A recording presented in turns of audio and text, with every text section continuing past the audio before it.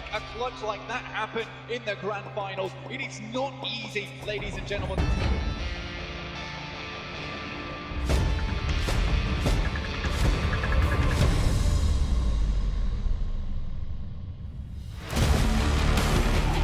Octavian and Bazzi hitting the deck, going for the sprays out wide. Novolo into the blue. Great for them. Sebi now in the dust. We'll find Reeves. Now just needs to deal with...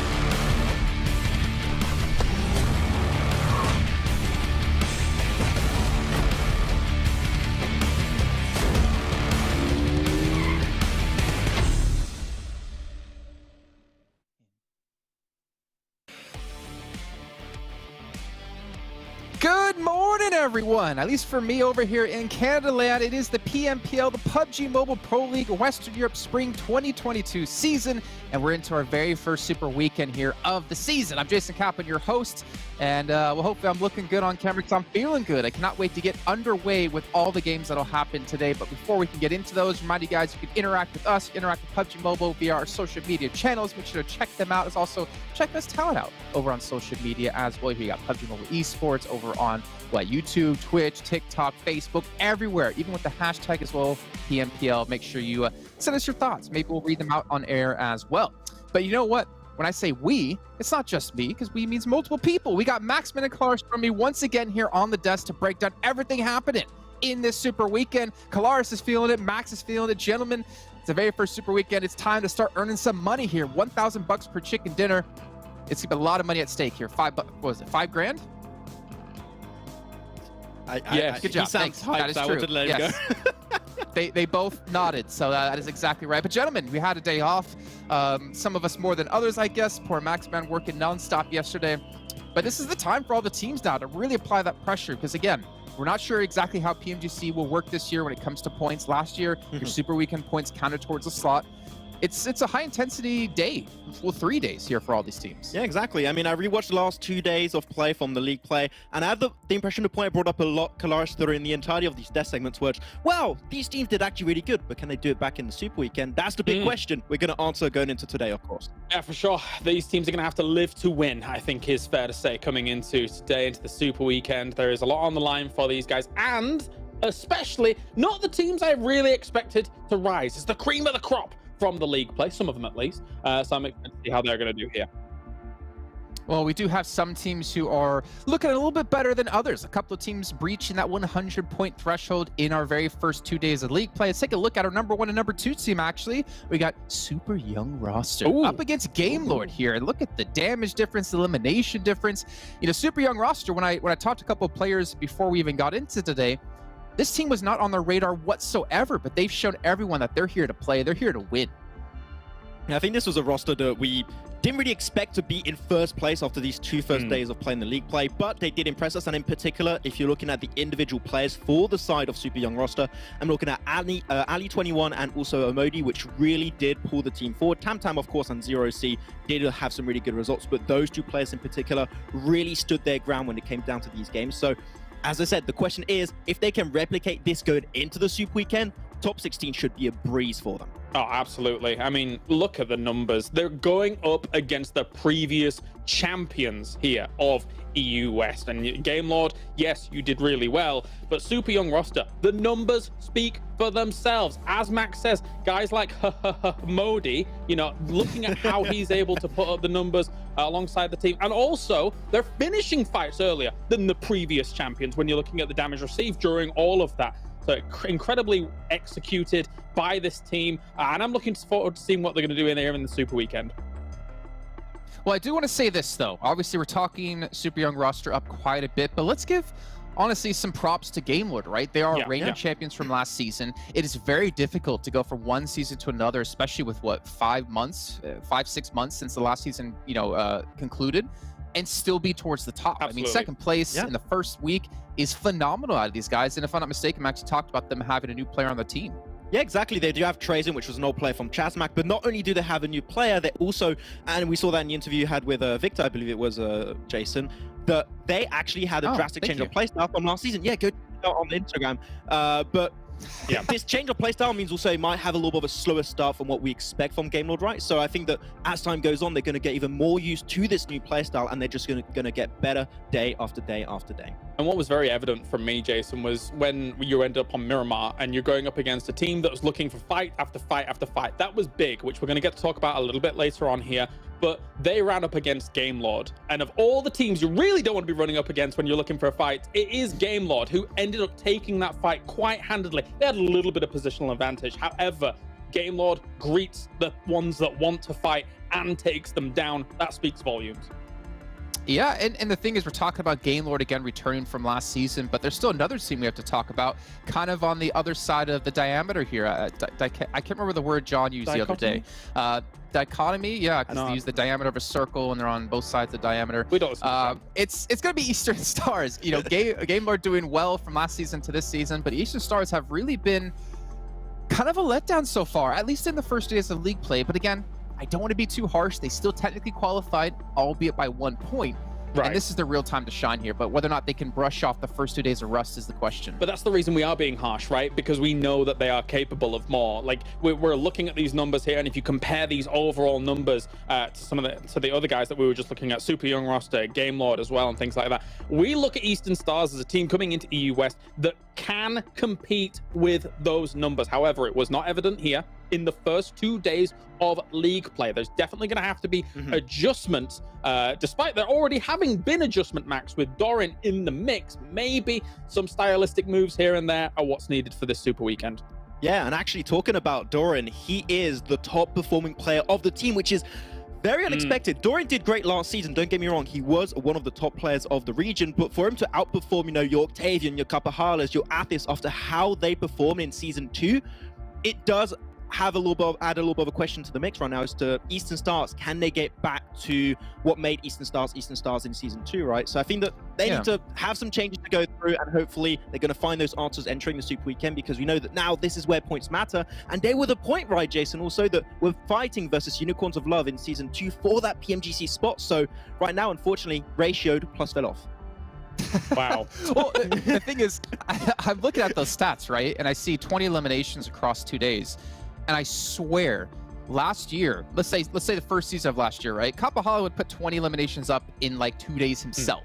And we saw him as like the big stand-up player. And then in the second season, it was Athis and Octavian that were able to really step up. But right now, something's not gelling within the team. And well, luckily for them, they still qualified. They still have the chance to put some big points up now. And of course, get another 15 matches under their belt at the end of these 3 days of Super Weekend. And honestly, one team as well that kind of needs this experience is a team that, I'm sorry, Max, I'm not meaning to say this in a rude way at all, or to be mean to you, but RESQ, at the end of day 1, were looking phenomenal. Day 2, though, was looking... Yeah, Max. Yeah, we should do that as a caster quote, actually, and put it on socials. I think that would be perfect. But yeah, a RESQ, big drop off after the first day.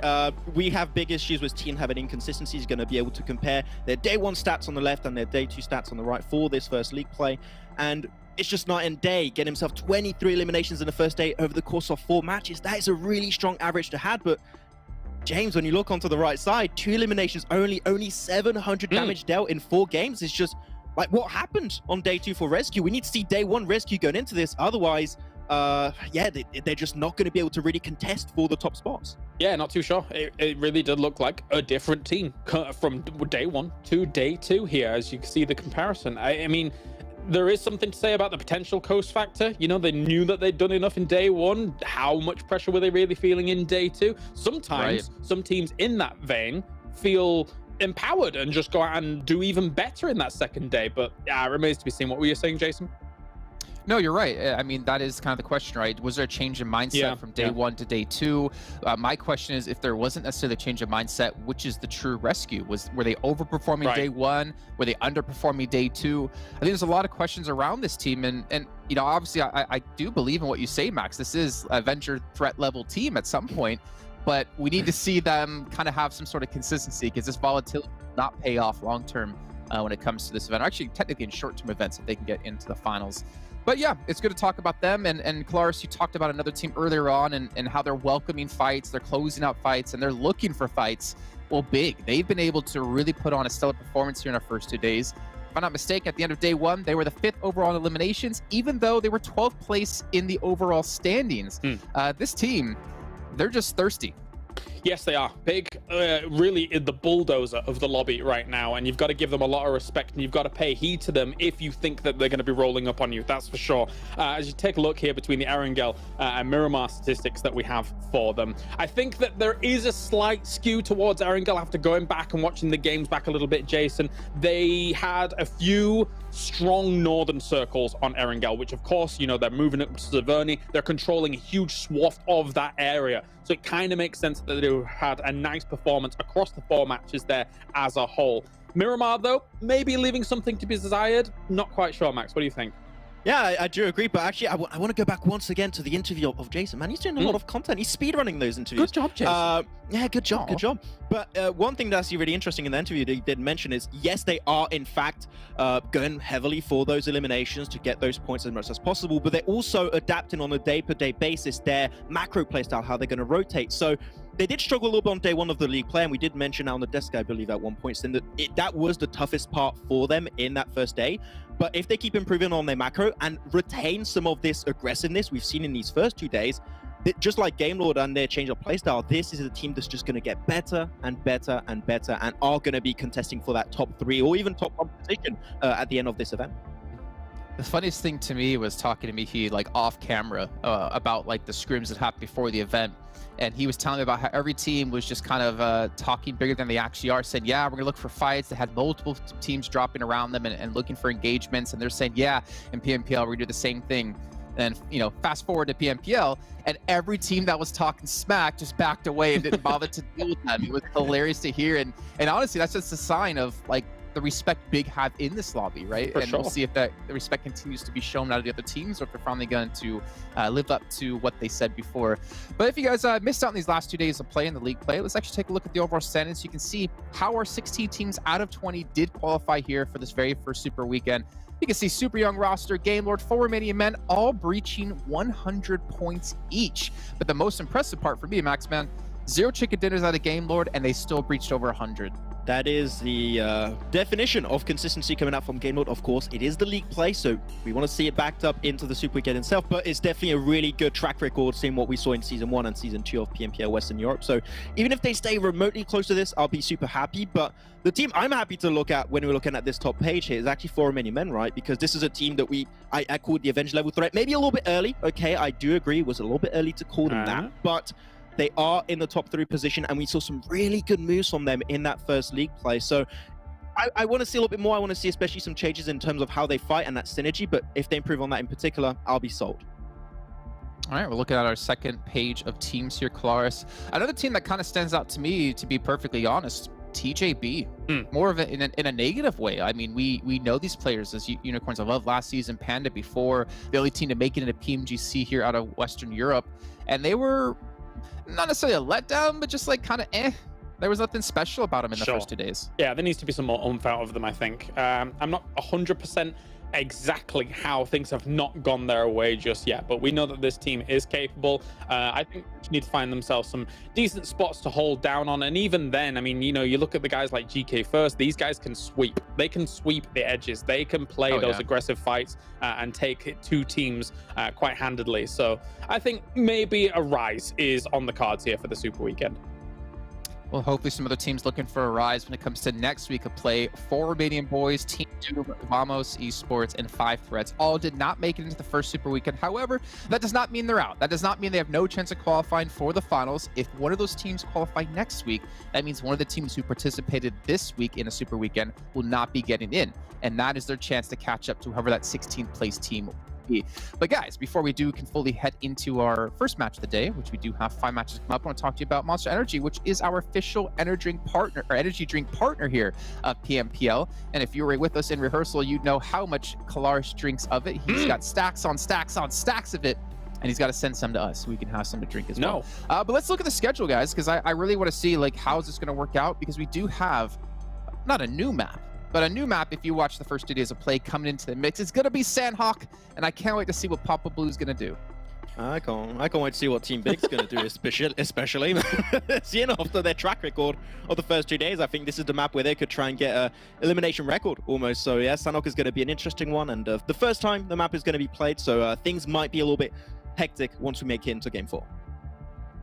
I hope so. I hope it's going to be hectic, but at least we have 3 Erangels. We got the 1 Miramar, 1 Sanhok, and that'll be the same schedule throughout the next 2 days of play as well. It's time to head over to our commentators. It's time to kick off here this Super Weekend. Let's throw it on over to Blank and Imperium to kick off match number 1. Hello there. Thank you so much, Mr. Jason. Yeah, we're ready to get into game. Me and Imperium here again. My name's Blank, and honestly, it's been an interesting couple of days there, Imperium, to be honest with you, with teams having a great start to the day on day 1 and then falling off completely on day 2. But realistically, I think the highlight for that league play, if you missed it, was Eastern Stars making it in on the final game with 1 point, which sadly means that 4 Romanian boys aren't here with us in the Super Weekend. What it does mean, though, Imperium, is that we won't get mistaken between 4 Romanian boys and 4 Romanian men, which makes our lives at least significantly easier. It does for sure, and apologies to everybody listening. My throat is a little bit broken, but we'll get there. We'll have a good old time along the way. Yeah, for sure, Eastern Stars, look, if there's any team that was going to do it on the final game, it was always going to be Eastern Stars, especially on Miramar, right? But it's the fact that they did it. Now they have the opportunity across today's games to make them really count, to really show us that to an extent they deserve to get into this Super Weekend. Because yeah, we can hype up the fact that they nearly qualified for PMGC last year. We can hype up the fact that they performed so strong throughout the whole of 2021. But you can't rest on what's happened in the past, right? You got to go based on the present. You got to go based on what the teams can show us in the future. Eastern Stars, they haven't really shown us that much. I want to see them show us today. Yeah, it did feel like that last-ditch attempt on that last game of day 2, right? But I think because it was on Miramar, we expected that to be a great ending spot for them, because Miramar is one of their best maps. We've seen them dominate the playfield there so many times so far. I mean, they're just so good at it when it comes to the nades, but we weren't seeing it, like you're saying, so it was a little bit odd for us. Super young roster, on the other hand, complete topsy-turvy in terms of what we talk about with Eastern Stars, where we expected so much from Eastern Stars, but maybe weren't expecting so much from super young roster. I will say, though, you know, looking at it from previous seasons, I did feel like they had a lot of potential, and now that potential is starting to show, and honestly, in a big way. Taking the first place in league play, not an easy thing to do, and especially if you're one of the underdogs, this is a real big feat. I'm so happy with how super young roster have been performing across the 2 days so far. I do think, even though there's only 8 games of judgment, they've been a little bit inconsistent compared to Game Lord, for example, but you can't deny that the games that they have done well in have been massively impressive. They've been very controlling, they've been very well coordinated. I think this is a team that have synergized so well over the last couple of months. They've adjusted the way they're IGLing across the board, and they're carrying that aggression with the control. You can see the amount of damage from the stats in the analysis blank. They are absolutely laying bodies on the floor, left, right, and center in these games. Yeah, like a clear difference between them and second place with Game Lord, right? Which is astonishing to see. But we are getting into our first game of the day. We're starting on Erangel, and we have our playing path coming up from the northeast. Actually, not the northeast, sorry. I'm looking at the original island, tutorial island, but it's not quite that. We're coming all the way from the west side to Milton Power on the southern side of the map. So it does kind of block off Severny just a little bit. This is going to cause slight problems for Big, trying to get up towards Severny side, possibly. But, you know, they should be just okay. Again, it's one of those things that I think Big have been caught out before, getting in the vehicles and trying to make their way up. So I want to see them potentially be a bit more careful in this pre-game. And even for Game Lord as well, they've always had Yasnaya as their drop spot, right? And on this southern kind of playing path, even though not too many teams drop directly down south of them, you do have unicorns a lot that go to Lipovka/Prison. I would still like to see Game Lord have that alternative drop spot that they're able to utilize in a bit of a harsher playing path. Doesn't seem to be the case, as they are shifting their way up north. Phase on popping up blank, it is up and towards that northeastern side. That makes it a little bit easier for the likes of RESQ, even Big to an extent, to make that early rotation in phase one, because of course the northern side of the circle going to be far less congested. Yeah, you kind of know where you're going to be going regardless. And it looks like Big has hit the ground running. So they should be just fine heading up towards Box Compound on the western side of your screen there. Game Lord, I do think, honestly, that this rotation up to Yasnaya is not that difficult on a southern playing path, purely because of the roads that are available to you and the cars that spread across them. So realistically, getting to Yasnaya is not a massive task for them. Having that secondary drop spot would be nice, though, but I don't think it's going to be something that comes into effect until we see like a very, very drastic playing path. I'm talking Zaki down to Primorsk. That might switch things up for Game Lord there, and then they'll have to be on their toes. But I do think that Yasnaya is fairly easy to get to from most positions on the map. But you are right, Unicorns are love. You do need to be careful of them because they're dropping towards Lipovka. I mean, this team has dropped in Lipovka throughout all iterations of this team overall, and it's very classic for Daddy to be heading out this northwest early on to get a little bit of scouting done. Usually it was Reznov, so I am interested to see that it is Daddy doing it this time. Look at a Shockwave. They've gone for a bit of a split drop around Ferry Pier. I think there was an element of risk around that, although clearly they're confident with where they've dropped in the Ferry Pier and towards the coastline of the mainland position. But this is a team that I've really spent a good bit of time thinking about throughout the first days of League Week, right? And trying to decipher whether or not their result in the first 2 days have been from actual strong team performances or a lot of luck. I know you alluded to it a little bit, and I'm curious if you've thought a little bit more on how Shockwave are performing and what you might be expecting them to do this weekend. So personally, from Shockwave, I need a little bit more initiative from this team, honestly, because I do think that look massively came into effect. And it's one of the things where you get not just one, but two. And honestly, I wasn't paying attention a lot of other times to this team anyway, but you get two circles where the entirety of the circle is in your favor, right? You don't have to worry about your back, because I think there was one in Zaki where they were all the way on that northwest edge, and they were just held that off whilst all these teams had to push up from that southeast side. So they didn't have to do it until late game. But I do think that that's something that's coming back to bite them now, because they're in that comfortable spot where they haven't had to do anything for so long. And I need to see a little bit more. I mean, on Miramar yesterday, I believe it was the second Miramar of the day, where we did see 4 Romanian men just completely topple them when they had a fairly commanding position up the hillside. Again, that's one of the cases where you look at them, they're all prone, none of them are doing anything. Yes, they're holding angles, but it's not enough in that situation. You've got to really take the control of the battlefield and move it to your advantage. And I don't think that happened enough with Shockwave. So realistically, they're not on my radar at the moment. I'm happy that they've made it into the Super Weekend. But, you know, for me, it's more about that second Super Weekend. Do they make it into that? And then we can start to do a little bit more analysis on it. Diving a little bit deeper in towards the kind of super weekends and the format as a whole making it into the final, I commentated PMPL Arabia, and one team from PMPL Arabia made it into the finals playing only one super weekend and grabbing 161 points within that one super weekend. I'm not saying it's going to happen in PMPL EU West. I really kind of hope it doesn't, but it does give you a bit of a scope that, yeah, okay, idealistically, stress-wise, confidence-wise, you want to make it to at least 2 super weekends, but it is attainable to make it in to the league finals should you get through that one super weekend and have a pretty banger performance within those 15 games.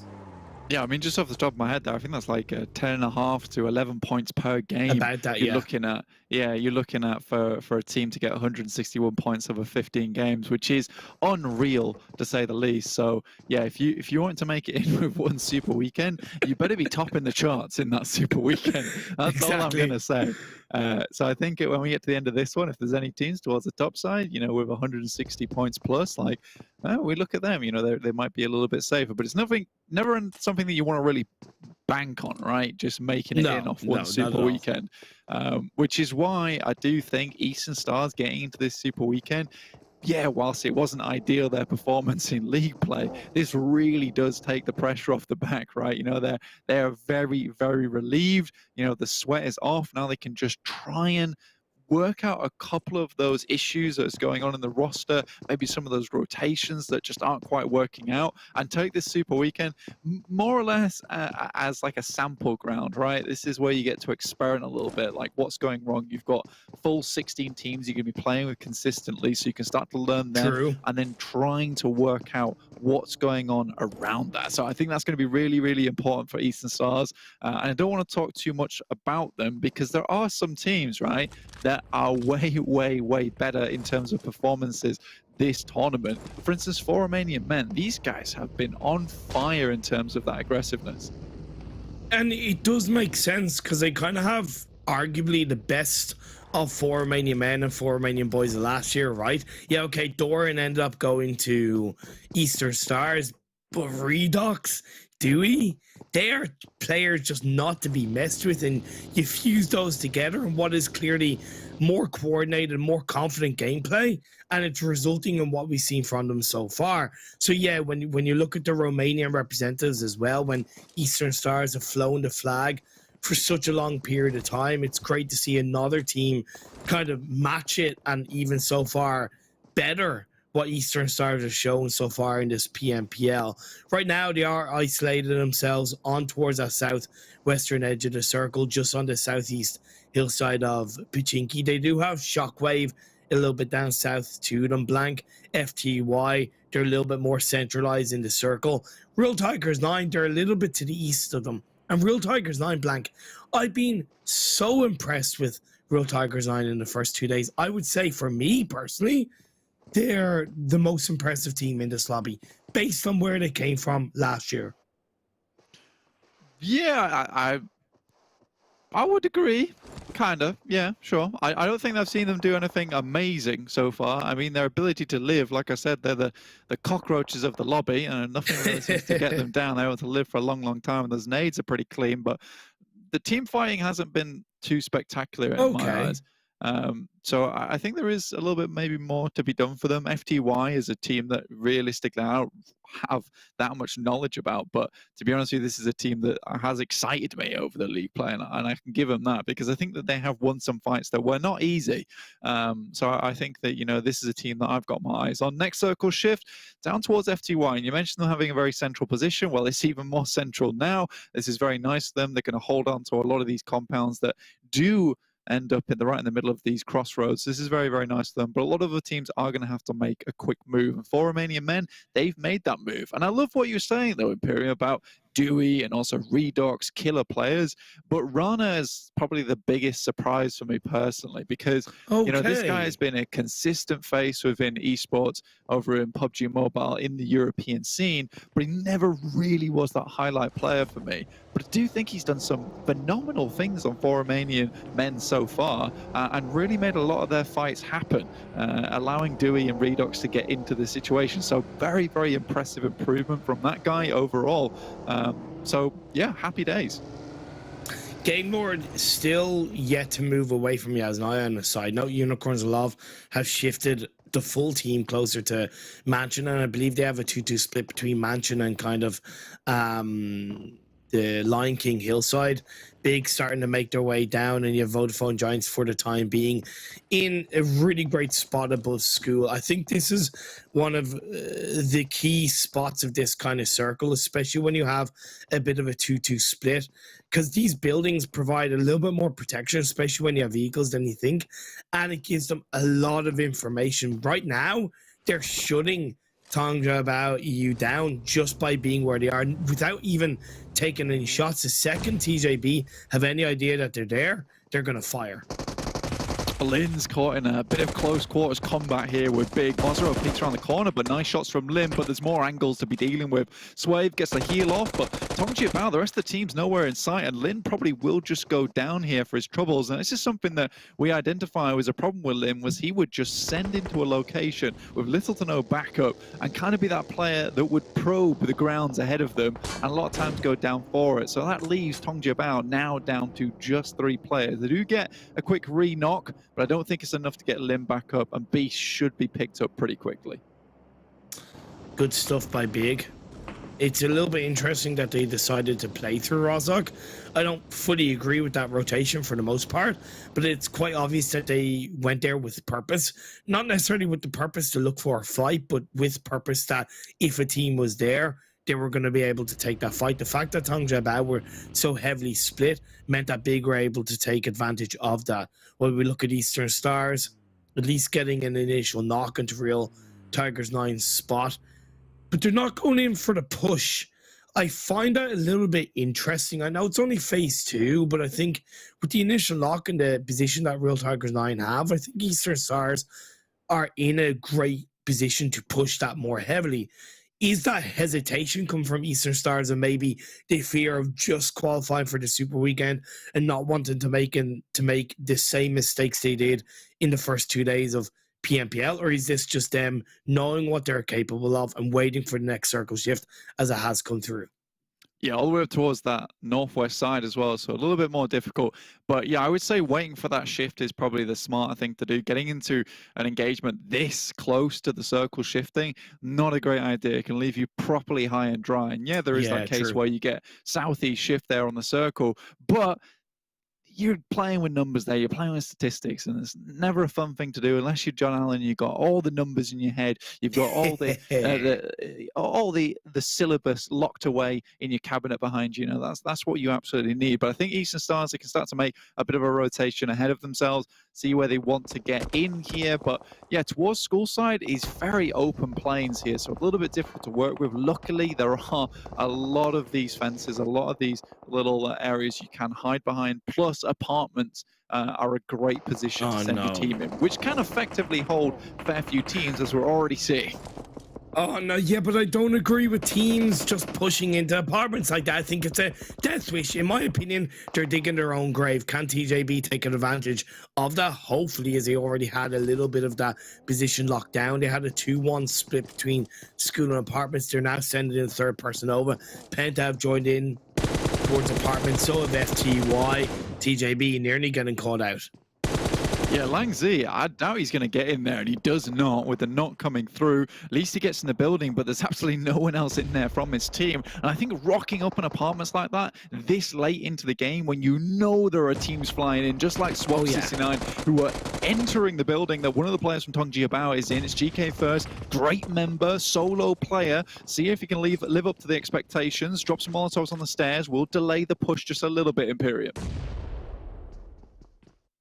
It's just very unusual play for TJB. They're normally a lot more coordinated now. Most games, they haven't really had to deal with them being in the central part of the circle, so maybe that's something that they will need to learn and train and become a bit more coordinated with throughout this PMPL. SWAT69 pushing in. Once again, I really don't agree with that. I think all of these teams are going to end up getting absolutely punished in the next couple of circles when it does shift away from apartments. But for the time being, SWAT69, they're looking to make some noise. Outside of apartments, you have Shockwave by around the Watertown area. You have Game North in a bit of a 2-2 split between RESQ Hill and a compound that's a little bit more north of the circle, and Eastern Stars now sticking on the eastern side of the map. Yeah, they don't have to go any further in at the moment. Like, they can get slightly further into the circle and try and work with that position. But being this late to the lobby, like, you don't want to do anything too drastic. GK first trying to drop some smokes onto the top side, drop some smokes onto the stairs as well, give himself a little bit of breathing room whilst also inhaling a load of fumes. So Lex, go for something here. PNL gets taken down by Lang Z, somehow been brought up in the middle of this fight, and that's fantastic stuff coming through from TJB. Will lay claim to this building. This is wonderful. Now they've just got to go help GK first. After taking half of the lobby down for SWAT69, or at least half of the team, this is good stuff. And GK first is delaying them phenomenally. All the while, the rest of the team is getting into position. But why did SWAT69 split? Why didn't they push that one TJB player up in the stairwell of the building? I know it can be tough, but when they're pretty confident that they have the body advantage, which is why they split up in the first place, you just use that body advantage to push up the stairs. They had a full squad. Now they're down to 2. Now their position is massively compromised. SWAT69 lose another player. That's crazy stuff. Oh my god, GK First has been running circles around these guys, and now the rest of the team from TJB is coming in, and Nemo has got absolutely no one left to rely on. Nice Molotov, but is it enough? I don't think so. What a wonderful play from TJB. You could not have had that play better from this team. Even getting up to this building was so extremely difficult with the amount of teams in this area, and regardless of that, TJB, they've regrouped, they've recuperated, and they're ready to go.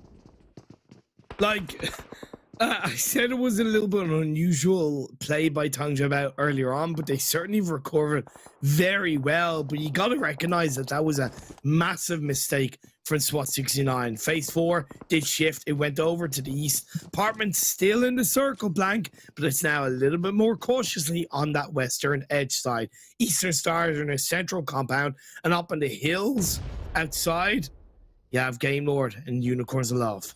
Yeah, I like this from Eastern Stars. They've slowed it down just a little bit. Trazer, nade in hand. Looking to throw these over the top and take down the boys from Unicorns of Love. That one's a cracker. Hits the back off Alicio, and he's sent flying forward onto his belly.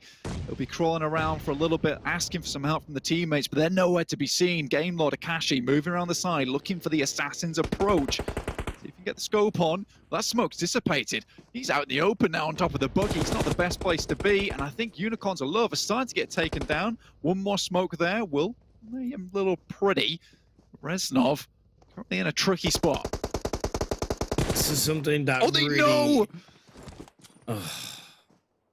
Unicorns of Love, they struggle so much with these team fights. I think there's something a little, and I know it's easy to say this, but fundamentally wrong with how they're communicating with each other. It feels like there's a lot of frustrations about what they really want to do. Icy's left on his own, gets a couple of for the fences. They have 2 players knocked, but they're looking for the squad wipe.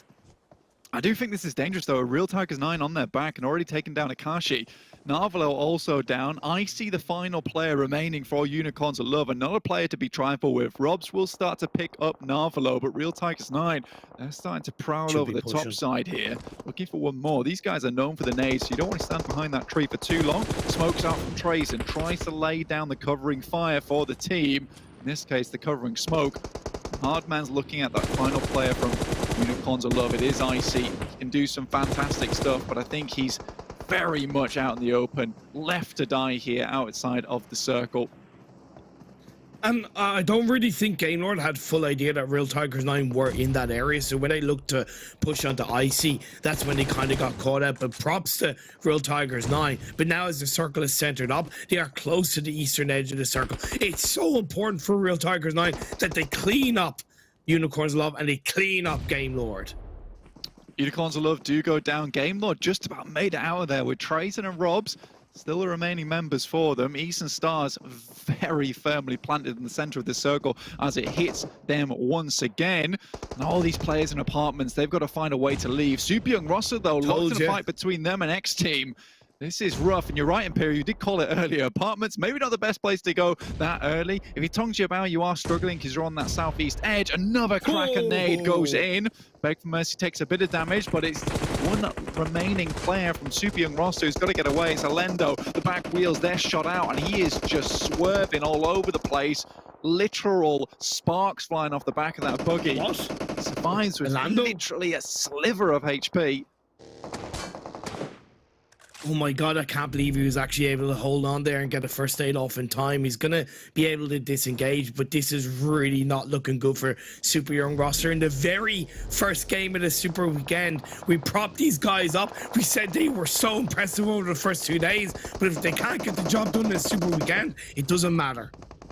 That's RESQ there as well. They will be eliminated in 12th place. So it feels like that overperforming theory was maybe there, but it's Eastern Stars versus Big. This is a large fight for them. They want to win this one out, but going against Big, who is one of the top fraggers in this lobby in terms of that, it's a bit of a struggle. Kapahala, about 40% HP. They will get one player back up again in Doran. He has to quickly heal, but 4 players from Big, and they have the bead on them, sending the nades through, which they will have saved up for the majority of this game. They haven't been in too many fights so far, and now Smokes to cover that, but a really nice nade comes through the window from Octavian, which will take down Beast, and that's the go signal for Eastern Stars. They need to make sure they take advantage of this.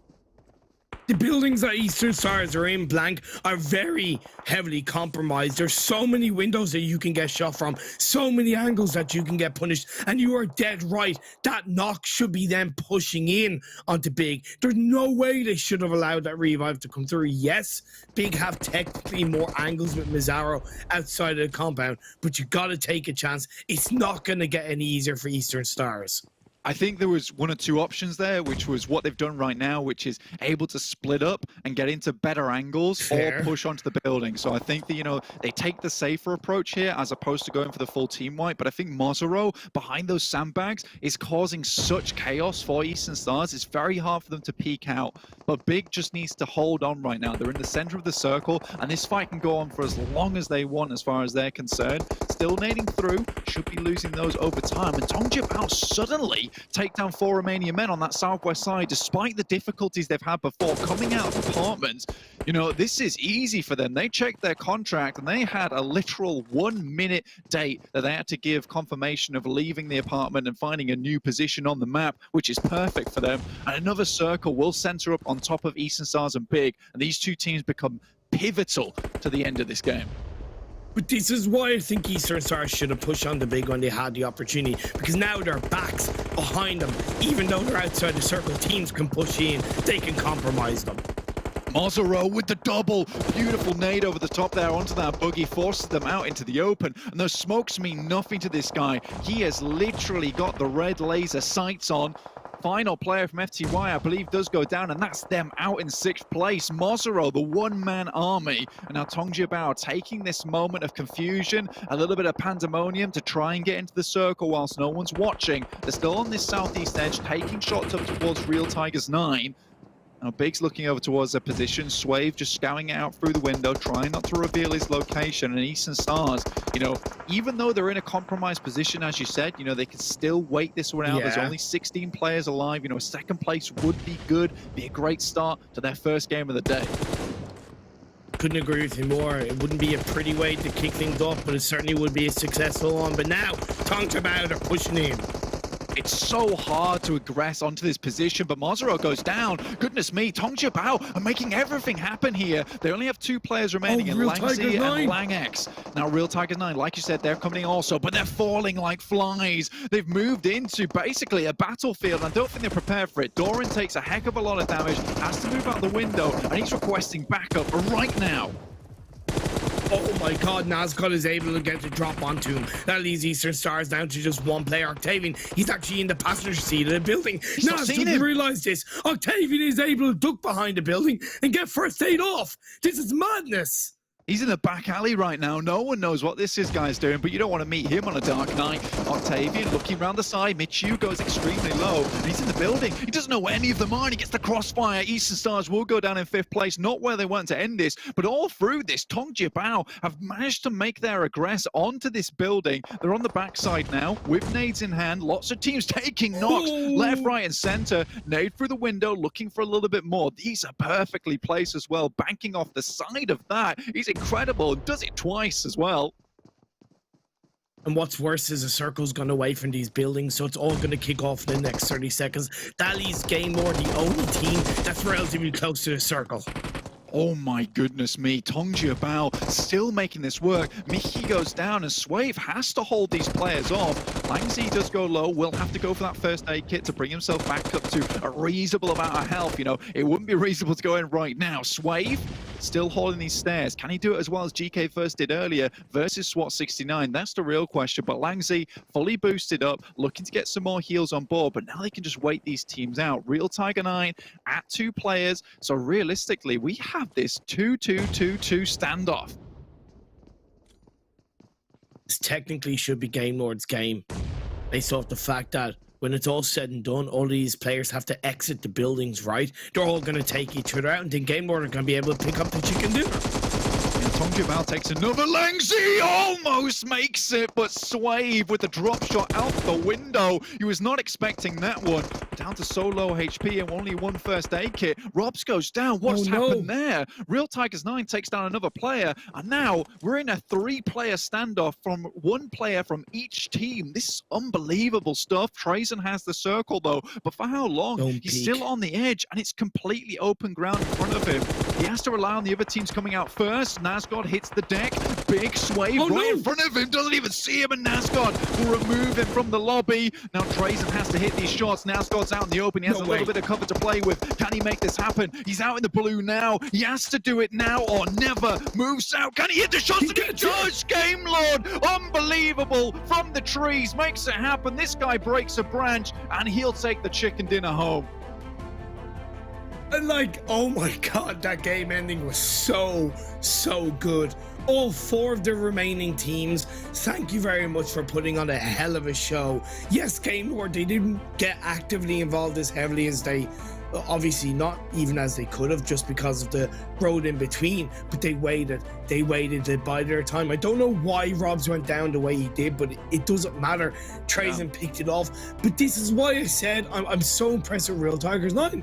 The reason why is because they're not afraid. Like, they're just not afraid, right? There's very little hesitation. They might not get it right all the time, but when they do, it looks so good. It works out so well, and it wasn't a chicken dinner, but a hell of a result from Real Tigers 9. Yeah, you respect that. I can respect that. It's a case of like, look, we have to go for this. It's similar to for Romanian Men, which is just that confidence to try and make those plays. But it is Game Lord who takes that winner chicken dinner in the end. And you're all right. Rob's going down. That felt a little bit weird. He was edging his way up to that compound. But again, they had absolutely no cover in front of them. And that moment from Trazen there was incredible. I love to see it where he's like, look, I got to go out in the open right now, and I've got to make this work. I've got no HP, but I can hit these shots, and that's exactly what it does. And they finished the game with 8 eliminations, which is wonderful stuff. That'll set them at 23 points at the start of the day, which, you know, you'll never turn your nose up at. And you look at the Game Lord roster, and again, you arguably have to be able to compare last year, and you go, could they have actually added more depth to the roster? And most people would say no. And you bring in a player like Trazen, and Maxwell has hyped them up. I've hyped them up when he played for Chazmak in the past, and obviously back when he was playing with Clash as well. And he's brought an extra element of depth. He's brought an extra element of danger. And I think for a lot of teams and a lot of players, even though it wouldn't naturally be in their minds, he's brought a level of fear, right, and that uncertainty to the rest of the lobby of what is this guy able to do. Yeah, so we're going to take a quick look at the round report here, but you're so right here, Imperial. I mean, Trazen, he just seems like a well-rounded player overall, and that's what you want to add to the team. Look at that Langs, 1040 damage there. This guy was killing it. I won't lie, TJB came from absolutely nowhere. And you know, I'll say this, I don't know what the desk will think of when they do come on, but I do think that TJB had one of the most surprising performances from that game. They were in so many hairy situations that they were managed to get out of, and we haven't seen them a lot, at least on the main broadcast feed on that league play. So who knows how many times they've been doing this type of thing, because they have been quietly good. I would like to see a little bit more of them getting towards the end of the game, but this was fantastic.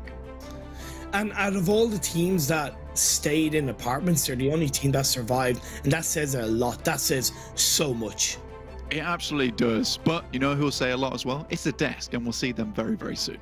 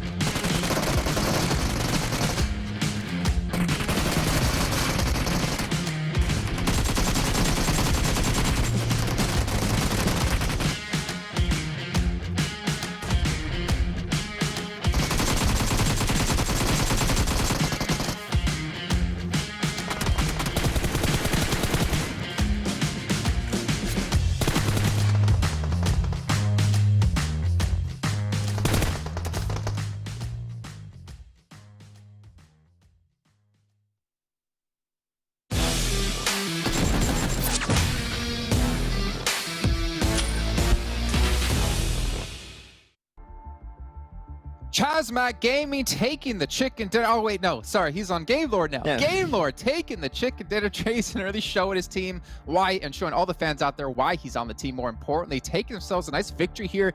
More importantly, $1,000 for themselves. They got themselves a chicken dinner, guys. That's a lot of money in their pockets already. Yeah, if I'm not mistaken, actually, last season they got, what was it, $6,000 off of chicken dinners. So, man, they come in once again to make bank into this. And the two standout players from the league play were Narvalo and also Victor. And now we have another player, which is Trazen, securing himself the chicken dinner in what seems a super unlikely position. Love to see it. French powerhouse, they're back, baby. All right, it's a new year. That curse doesn't exist, so Max feel confident saying that. Let's take a look at the match rankings, though. Get an idea of all the other teams out there. Real Tigers 9 UK. I mean, to be fair, Kalaris, there were some questions about whether or not they'd be able to perform in the Super Weekend. There's a lot of questions. Well, how would they perform anyways? And they're showing that, hey, they still got it here. It was a banger. You know, they capitalized on the chaos from this game going on in that particular compound and pushed up at the right time. I'm sure we'll talk a little bit more about that later on. But yeah, really cool to see this result to start things off. They didn't get themselves quite a victory in the league play, and this isn't a victory just yet, but it was close, very close. Had it not been for maybe just a tick or two more of blue going on towards Trazen, then it could have been theirs, but not to be just yet.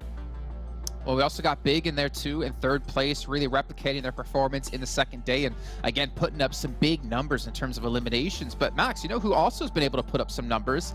TJB. Finally, the team that we were expecting to perform a lot better in league play have come into the first game of the Super Weekend, putting up their best match yet. Yeah, and we had a few questions actually about the two new players. I wrote it down to make sure I got it right. It's Leng X and Lang Z. We're playing that deadly duo towards the end in that compound, and also very similarly to Real Tigers 9 UK, capitalizing on the mad compound. And that was a really deadly duo. They got the best of a lot of teams such as Eastern Stars, Big also. So I want to see more of Leng X and Lang Z to see exactly what they can bring to the team in the long term. Yeah, and let's see if they continue to prove here over the next few days at least. We're taking a look at the second page now, and well, there is a team in particular that kind of stands out to me. Well, actually, to be fair, there's two teams that kind of stand out to me. Super young roster, not having a great game here so far. At least a great start to Super Weekend, Clores. Yeah, they got caught up in kind of a lot of what was going on in the southwest side of this circle. And when a focal point of this game becomes things like apartments and people trying to move towards there, and then the compound northeast of that as well, I think that you're going to have a lot of line of sights on you if you end up trying to have to move through that channel up towards those locations. So I can understand why it may have been a tough game to start things off. Yeah, and it's just one game, right? We still have 4 more to go today. We still have 10 more to go after that in the next 2 days of play. But let's start to actually focus in and zero in on a couple of teams in particular. First up off the bat, TJB. We're a little bit critical of them, and for good reason, to be fair, going into today. But let's take a look at their average stats here in the Super Weekend, which is basically just one match. That's how averages work. Up against their averages from a league play. And obviously, you're going to see such a massive step up. I think the real question is, can they maintain this kind of level going forward? Yeah, of course, and this was them at the very end, as down as a two-man team, as I mentioned, Leng X and Lang Z. So, as a whole, this is the TJB that we initially expected at the very start. You know, the old panda. So I'm really happy with these type of results, and they actually worked so well in that fight in apartments. Right, we were talking about it a little bit, Clash, but at one point you had GK First taking that fight towards Swat 69. Yeah. And he heard the grenade pin, and when he heard that, instantly went for the push. And the moment he got that initial knock onto Swat 69, and he created an advantage point in terms of numbers for his team, communicate the information, they all pushed it in, eliminate SWAT 69 in what felt like maybe 5 to 10 seconds. It was super clean, so this is a lot closer to the TJB I expected to see entering this event. And on the flip side of that, I think for SWAT 69, they should have really kind of lived up to the SWAT in their name when clearing out that apartment. I think they were a little bit slow to, gain the information that it was just one person in that apartment. And if it is, and if you know that, you start applying your advantage, right? Start moving through like a SWAT team with 3 people, with 4 bodies, whatever, and things like that before you get the reinforcements coming from TJB like they did as well. Okay. Yeah, I mean, if this is TJB getting back online and GK First, more importantly, getting back online, I think they're going to be a very, very scary team. And again, show us out there why they represented us over at PMGC. But we're talking about obviously the step up out of them, but we also have to talk about the step up of another team in the form of Eastern Stars. Now, this is a team that a lot of their competitors had their eye out on.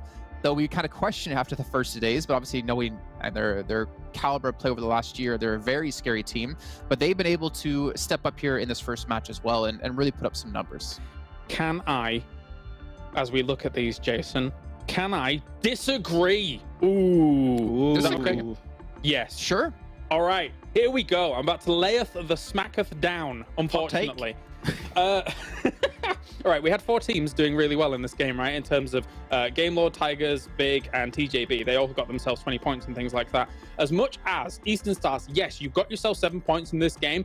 This could have been more, in my opinion, from the compound that they had. I think that they allowed, I think, who was it, Big, that initially pushed up on that compound? Yeah. I think that they could have controlled this compound a little bit better to make sure that that backfill does not occur.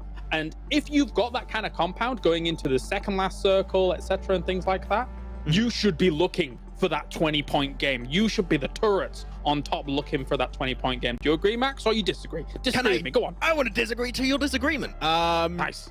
Just to add, though, is that this is a complicated fight to take out the end because you had 4 teams in the exact same location. I do think that they should have defended it a little bit more while teams were in that transition period, right? But I think the moment that teams actually make it onto you, it's a very hard fight. And those buildings they were holding onto to the eastern side of that compound is so easy to nade because you only have a few little rooms to play from. So I also understand why this team could not get the result potentially expected, but I think that in another world, this could have been that potential 20 elimination game from Eastern Stars, but it just didn't happen to work out this time. But I want to see it happen eventually. I want to agree with your disagreement for a second because actually, we were talking about this whilst this was going on, right? In 2021, when you see these kind of compounds taken up by a team, oftentimes you saw a lot of teams rock up one at a time and just get eliminated and get eliminated. However, 2022 is here, Jason, and it does feel like, Jason, all these teams have learned a little bit. Capitalize on the chaos, all crash at the same time, and that frees up the potential for you to dislodge the team that is in there, and it felt like Eastern Stars fell victim to that a little bit as well. I actually remember at the end of last year when we were looking at the second PMPL season, we were talking about this. I'm thinking of like a certain Miramar match in particular. We're talking about how can teams, like there was one team in this compound on Miramar and it was so hard to get to it for any team, but if you crash at the same time, they can't defend all the different angles at the same moment. So yeah, we're definitely seeing some improvements and I'm happy to see that. I would expect to see that, to be fair, to be perfectly honest with you. If the teams are stagnating in skill, it'd be very disappointing. But you know, it's not disappointing. Real Tigers 9, able to maintain performance from the league play, able to maybe actually exceed their performance for the first 2 days of play. And actually, let's dive into their player stats in this last match, actually, in particular, because Max, you wanted to talk about a certain player. One player in particular, and is Nazgod. I was already a player I had on my watch list in the first 2 days of league play, and here, once again, he's the reason why the entirety of Real Tigers 9 UK were actually able to win that initial breach and come out on top of all the madness with those 4 teams taking that fight for that compound. Nazgod just cleared out positions really well with that nade play, and also it made it a little bit easier for them because the circle shifted actually to the east of that compound, right? So that means all the teams are somewhat funneled in their global direction, and they held those angles just so damn well. Of course, there was Trazen on the other side that said, no chicken dinner for you. But in terms of that localized fight in the compound, they played those angles very well. So I'm actually impressed with this first game, and I want to see hopefully some more games where they can actually get the chicken dinner here.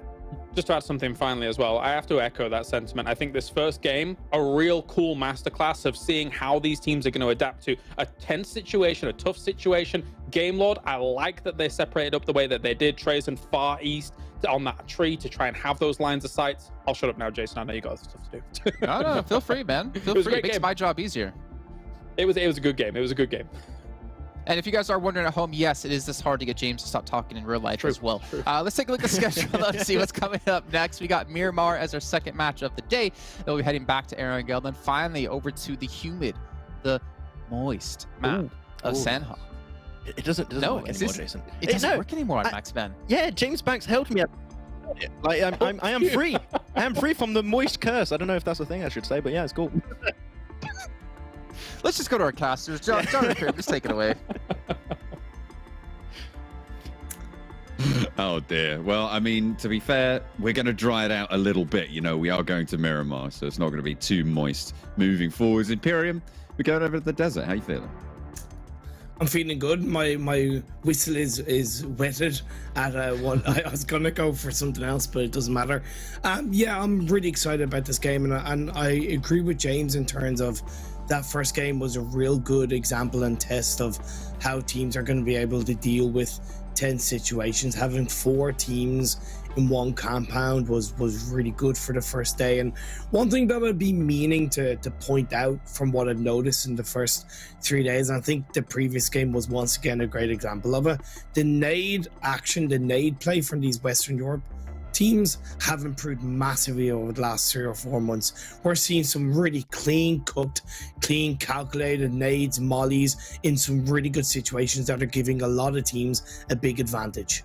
No, absolutely. I definitely agree. Something that we have seen over these last days is those pinpoint nades. So we'll be looking out for a couple more of those on Miramar potentially to come through. Off the back of the first game, a couple of teams that maybe we wouldn't have expected to be up there with the big dogs, but we are only 1 game in to our first Super Weekend. Yeah, and one team that had a bit of an opportunity, a little bit similar to Tongjiabao actually, as it happens, was FTY, because they came from apartments as well later on in that game. But unlike TJB, they rotated straight away into the circle. And there's something to be said for timings of rotations, depending on what position you're in and what time in the game you're at. Earlier on in the game, right, generally speaking, it's a little bit better to rotate earlier because you get into a bit of a stronger position. You're able to grab information, set up, and focus on team fighting, right? Especially in a map like Miramar. But later on in the game, as teams start to get closer, if you rotate too early, what happened to FTY is exactly what can happen to you. You get focused on. Whereas if you leave it a little bit later, teams around you have already moved in. There's more distractions. Therefore, you can make it in a little bit more, little bit less noticed per se. Plane path over Miramar has started to track its way from El Azhar towards Trailer Park, north of El Pozo. Looking at this, Chumasera, difficult to get to here. Puerto Paraíso, a little bit more accessible early on. We'll see how these teams do start to drop on out. Vehicles, imagining, are going to be hotly contested around that Picado area, around that power grid area. Shockwave going to shift up towards a bit of a tier. Bronco Campo Miltar Star. Penta will go to Cruz Valtoria Armada, a bit of a split push. Unicorns Love have the easiest drop spot ever, and I expect them to rotate early depending on this phase 1 circle, because they will be one of the first teams to loot up.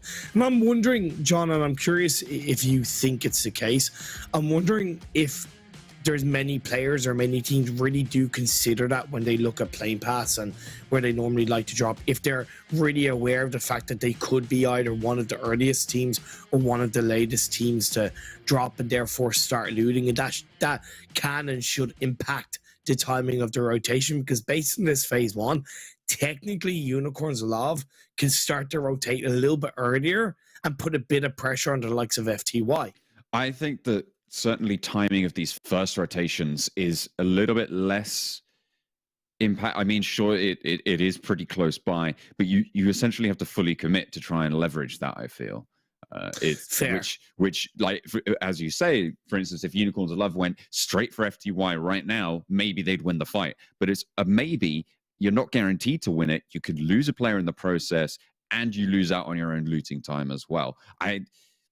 Not only that, they could also be lucky and get some good loot on very, very early. They could drop on the right spots and really take you to task. And in terms of the rotational timing, I think it's more likely that you're looking at what paths are going to be taken and knowing those timings from that plane path. But even then, it's so tricky to read. It kind of fades into the rest of the variables that come through with the game of PUBG Mobile. Yeah, I love that, because the way I kind of initially say it is, it sounds logical on paper, but then the way you counter it brings in what is so true. There's so many variables around it, right? And when you're playing in this 25-30 minute game and you've got 64 players or 60 other players initially, there's only so much about that game you can control, right? There's only so much about it. And I think what I've at least brought as something to do as an example is just really only very, very slightly in your control. But we'll have to wait and see if Unicorns Love are going to look to in any way try and take advantage of their early drop spot as XTEAM are looting up. Oh my God, Le Cabrera, there you go. And this is a little bit similar to game one, John, in terms of the phase one circle is quite heavily opposite to the playing path. So we should see a few teams look to take advantage of a more variable, longer rotation down the south side of the map. Yeah, I mean, specifically Shockwave, right? As you said earlier in the game, they went all the way up to Campo Militar and Tierra Bronca up in that northeastern side. So they're going to have quite a long way to go. They're going to need to get those vehicles on early, right? They're going to need to make a pretty fast rotation, and it's a good thing that they dropped out very early on that playing path for them specifically, not because of what the other teams are going to do, but because they could hit the ground, spot that circle out, and still have time to loot. Exactly. If it was at the other end of the playing path where they drop out, they spot that circle late, there's a lot less time to be looting up. There's a really big opening of spots that teams can look to control inside this phase number one. Yes, you do have the volatility of the northern side of the circle. Other than the Bacado Hills, you've got really a lot of flat compound area level of play, and then more on the south side you have the Chumacera and the massive Chumacera / La Julera Hills. But I'm really looking for that church side compound outside of Chumacera as a really great spot for the likes of maybe Super Young Roster, who dropped in Bacado, to go to, because that's a quick roadside rotation. You dip down south and you're instantly in a really solid high ground spot. It's also a great kind of anchor position where you're able to spread out a little bit more heavily in the first 5 to 10 minutes. Not only grab information, apply a bit of pressure, send a couple of teams around you a little bit further back, and you're setting yourself up, idealistically, of course, for a much stronger late game. FTY moving across the hills to the west of La Bendita right now. Just scouting out the territory. Looks like some loot on board. Level 2 vest helmet, level 1 backpack there, and only 1 booster for Cody as for Sodo. But they're going to be getting on with it. Maybe looking to get in and then get some more loot on board, or take a fight and pick apart the pieces. Well, they fought against Big in around this La Bendita area in a previous Miramar game, and they won the fight, as far as I know. So they are familiar with the fact that there could be Big in this vicinity, which is why they stopped. They've scouted, they've moved, they've stopped, they've scouted. And the fact that they're doing it as a team, I think, is very valiant. And you can see they're looking to catch out one of the big players. This is the exact same scenario we saw them cut down Big last time around in the same position. I mean, Yes. Miki has been spotted. There's no way you get him back up. The rest are Big. I don't think you push for this. I think you completely leave this area. There is one player Suave just over that hillside. But FTY, I mean, they've done this twice now. And Big haven't learned their lesson. No, they haven't, and if anything, FTY have not only kind of taken advantage, but they've arguably learned their lesson even better, right, by just pushing as a full squad. I think in a bit of a previous situation that happened, they weren't as heavily together, but this time around, it's like they came in much more prepared. And even though they kind of had their faults in the first game, which I alluded to at the start of this one, I think FTY are coming into this Super Weekend, especially with overall the lack of experience that the team has in PMPL situations, with a lot of confidence and a lot of structure around how they're looking to rotate and play throughout these games. So this is positive stuff from FTY, and just that little bit of pressure can make a world of difference. And it does take a lot of confidence to make plays like that, right? To go to a position where you know you've had an interaction before and say, you know what, we can do this. We can make this work for us. So I'm glad to see that they are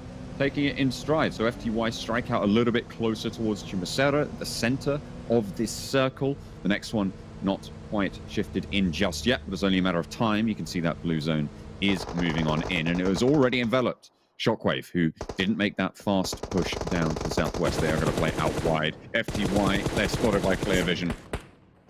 at the chopper. There's a reason. Yeah. There's a reason why I highlighted the church area is a strong spot to hold on to in this phase 1. Clear vision. They get there ahead of FTY, and FTY pay the ultimate price. If you're going to take a bit of a coordinated early game fight against a team like Big, even though it's only one elimination point, you've got to recognize that that automatically slows you down. It's not like they were even close to that church area. So you're getting into the tail end of phase 1. You got to automatically presume that a team is on that church side area, and they should have played that with a little bit more caution. Looks like Clear Vision is sending out. They want to try and confirm these knocks potentially, but they just careened themselves into a crossfire, and I've no idea what that was about, but 2 players hit the deck. One swerved out wide and placed for the building. Nox is just going to confirm these flushes out in the open. The barren desert swallows them whole. And now it's Samo left. 2 players left for Clear Vision. I've no idea why they left the Sanctuary of the Church, but it's really come back to bite them. F in the chat, please. That's all I can really say. That is one of the biggest mistakes I've ever seen a team make, and this is something that we should not expect to see in PMPL. Clear vision, you got to really rethink how you're controlling yourself. KO Boy gets another knock. I'm sorry, but I'm so frustrated at that. Yeah. They had full control over FTY. There's no need to push that. Absolutely no need. No, I completely agree. That was not a good play. I don't see any world in which that was good. Okay, right. Thinking about it, the only reason they could have wanted to go for that is if they thought there was only one player from FTY in that compound, they'd already got the knock, and they were just going to go and get the flush and turn around and come back. But they didn't have that intel. Yeah, it's plus, it's not a good play. They did it on a minibus. Yeah. It's like the slowest vehicle in the game. Like you're asking for free elimination points, right? Yeah. Anyway, look. We can't really go on about it too much. It's happened. It's done. FTY get given a free pass. Before Romanian Men, John, they are starting to put a little bit more pressure. Phase 2 did pop up. It shifted down to Southwest, and Swat 69. They're looking to maybe punish a bit of a beaten down Big. On the northeast side of this next circle, they're in the next zone, so this fight has a little bit of leg room to stretch on out. But Big slow things down. The Molotov there just stops the main point of ingress for SWAT 69. Nades instead now being traded back and forth. Big slowing down proceedings, allowing other teams to move around the position. That's really the currency that they're spending right now, is allowing other teams in their vicinity to make these rotations ahead of them. This is some good positioning from Big, considering they're down a player. I think a 2-1 split in this kind of play, in this kind of area, makes sense. You don't really want to have a player too angled to the left or to the right, because you don't have that 4th player. If they did, I would recommend it, but having that backline support player and 2 in the front makes complete sense. Now, SWAT 69, in the previous game, they failed to really take advantage of a great apartments position onto one of the TJB players, and that's why it makes me think that they're not going to punish Big.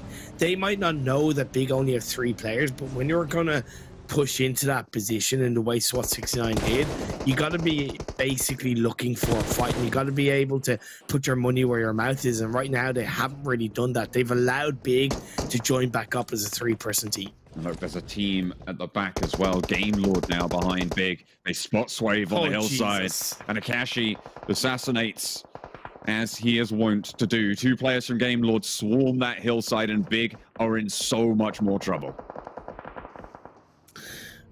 Looking a little bit deeper, I think Big need to change up their drop spot in Miramar. In last PMPLs, they were able to get away with that because teams weren't really focusing on similar rotations. This year, 2022, I think teams are recognizing more heavily that Big do split drop around the Lab Bandita area. They do split play. They don't really join up early enough. And Big, we've seen it game after game in Miramar so far in this PMPL. They're getting punished massively, so massively, by split dropping early on. And they are dwindling in numbers now. Game Lord 4 players on the northeast side. The shift comes through. It's away from Chumacera towards Picardo, if nothing else, on that north side. So a little bit of sanctuary to be found in the buildings, but a dangerous choice to make. 2 players left for Big as they're crunched between about 4 different teams right now, Imperium. Yeah, and the high west ground of Los Leones is definitely the name of the game in my eyes for a few of these teams. Unicorns Love already solidified there, so they have a great spot that they're going to be able to control. 4 Romanian Men quickly reacting to this circle shift and going for the south hillsides of Los Leones, a bit of a 2-2 split either side. And Real Tigers 9, they have a player knocked, but they're looking for the rest of Penta. What's that? Into the buggy. Now Scott spots it. Looking out for the ridgeline and actually gets peppered down by the teammates from the other side there. Dwas takes a little tickle of damage, but nothing too much. Excellent coordinated fire cover there from the 2 players of Penta on that ridgeline. Manus really allowing his teammate to get up towards Manu and look for that res. Yeah, definitely good cover fire, but I think that still leaves the players of Penta a little bit more heavily exposed. And I'm a bit surprised that Real Tigers 9 aren't really looking to punish that. Yes, Naz is under pressure, but sometimes you gotta fight fire with fire. And while all the focus was on Nazgod, Mishu and the other Real Tigers 9 player probably could have punished the rest of Penta on the other side. Cooking the nade now with Holes and Amanus pretty close together. It could be good. It's on the money, but it's not quite the full shebang there. Another nade over the top as Amanus looks to heal. Oh, it bounces back, but it is able to find the damage. Amanus down, and Holes already starting to reposition out into the blue zone. It's only zone 3, so not disastrous to be caught in. The ridgeline across the way, the main suppression point yet again, and Penta play those sightlines once more. There's a couple of good entry points into the circle. I really don't mind Penta disengaging with just 1 player down, but considering what they did to get the revive onto the 4th player early on, it doesn't really make sense, right? If you're going to do 1 action to get yourself up as a full squad, why not 30 to 40 seconds later, when it worked out for you, do the same thing? It doesn't really make sense in terms of how a team should be playing the game at this top level. Not bad from Penta, but I think they have a lot more work to do when it comes to those decisions, and which could see them punished later on. We're about to see next circle, and it centers up a little bit, a bit more heavily down south, away from Picard on the hillsides. And there's a couple of good high grounds, but once again, 4 Romanian Men being gifted a very strong position in the circle on the west side, on the east side, along with Eastern Stars. Away from all the urban environments here as well. It's going to push the Unicorns of Love in and big on top of them. Game Lord at the back as well on that northeastern side. It is going to be treacherous, but FTY hold both sides of the road, and I feel like that for them is going to be a massive, massive benefit. Will they get pushed by a team, right? Will they get crashed upon? If they do, I think that 2-1 split could go against them quite heavily. They do have to worry about a team that's on that southern hillside in the form of Giants game, and you can see them right now. They have a lovely spread there, being quite careful on how they're entering into the southern edge of the circle. But once you get the information, they could look to pick apart FT, right? Yeah, they're closer to Eastern Stars, but they can still play on more that southwest edge of the circle and look to really, like I said, control that area of the map. Yeah, FTY do in fact regroup on the north side of the road. Yeah. The slightly larger segment of this circle as it goes forward. So I guess statistically, you do want to be on that north side, and they know they have that option to push down south if no team pushes into the towards them. If they had a full squad, 3-1 would be perfect. But with 3 players left, it's better just hedge their bets in that one side. Shockwave in the elimination feed, looking for the players of super young roster. They do have 3 players still up in a more deeper part of the circle, so they do have plenty of options to play with. The likes of Swat 69, the rest of the big Game Lord, they all still have to enter the circle. TJB trying to push past, trying to force their way through the Eastern Stars, their gatekeeper right now. They are not willing to let them through just yet. 4 Romanian Men a little bit further around to the north, and I think TJB could really, really struggle here. They do have a spot in this current circle, but their paths down are covered off so heavily by 2 or 3 teams. The second they really look to push on the Eastern Stars, 4 Romanian men are going to be able to third party them. So you're dead right. There is a bit of danger. The good thing, they can still wait for the next circle to pop up and maybe wrap around Eastern Stars and go for Vodafone Giants. Maybe wrap around and maybe go for a bit of a more Eastern side push. But we'll have to wait and see. Unicorns of Love, okay. They get eliminated on that northeastern edge. But in the meantime, SWAT69 taking on Shockwave, who've been fairly quiet so far. SWAT69 been on the hillsides with Big, so a little bit louder from them. Game Lord finds Phonics on the top of the hill ridge as well. It is about a 3 or 4 party fight right now, so a lot going on the north side.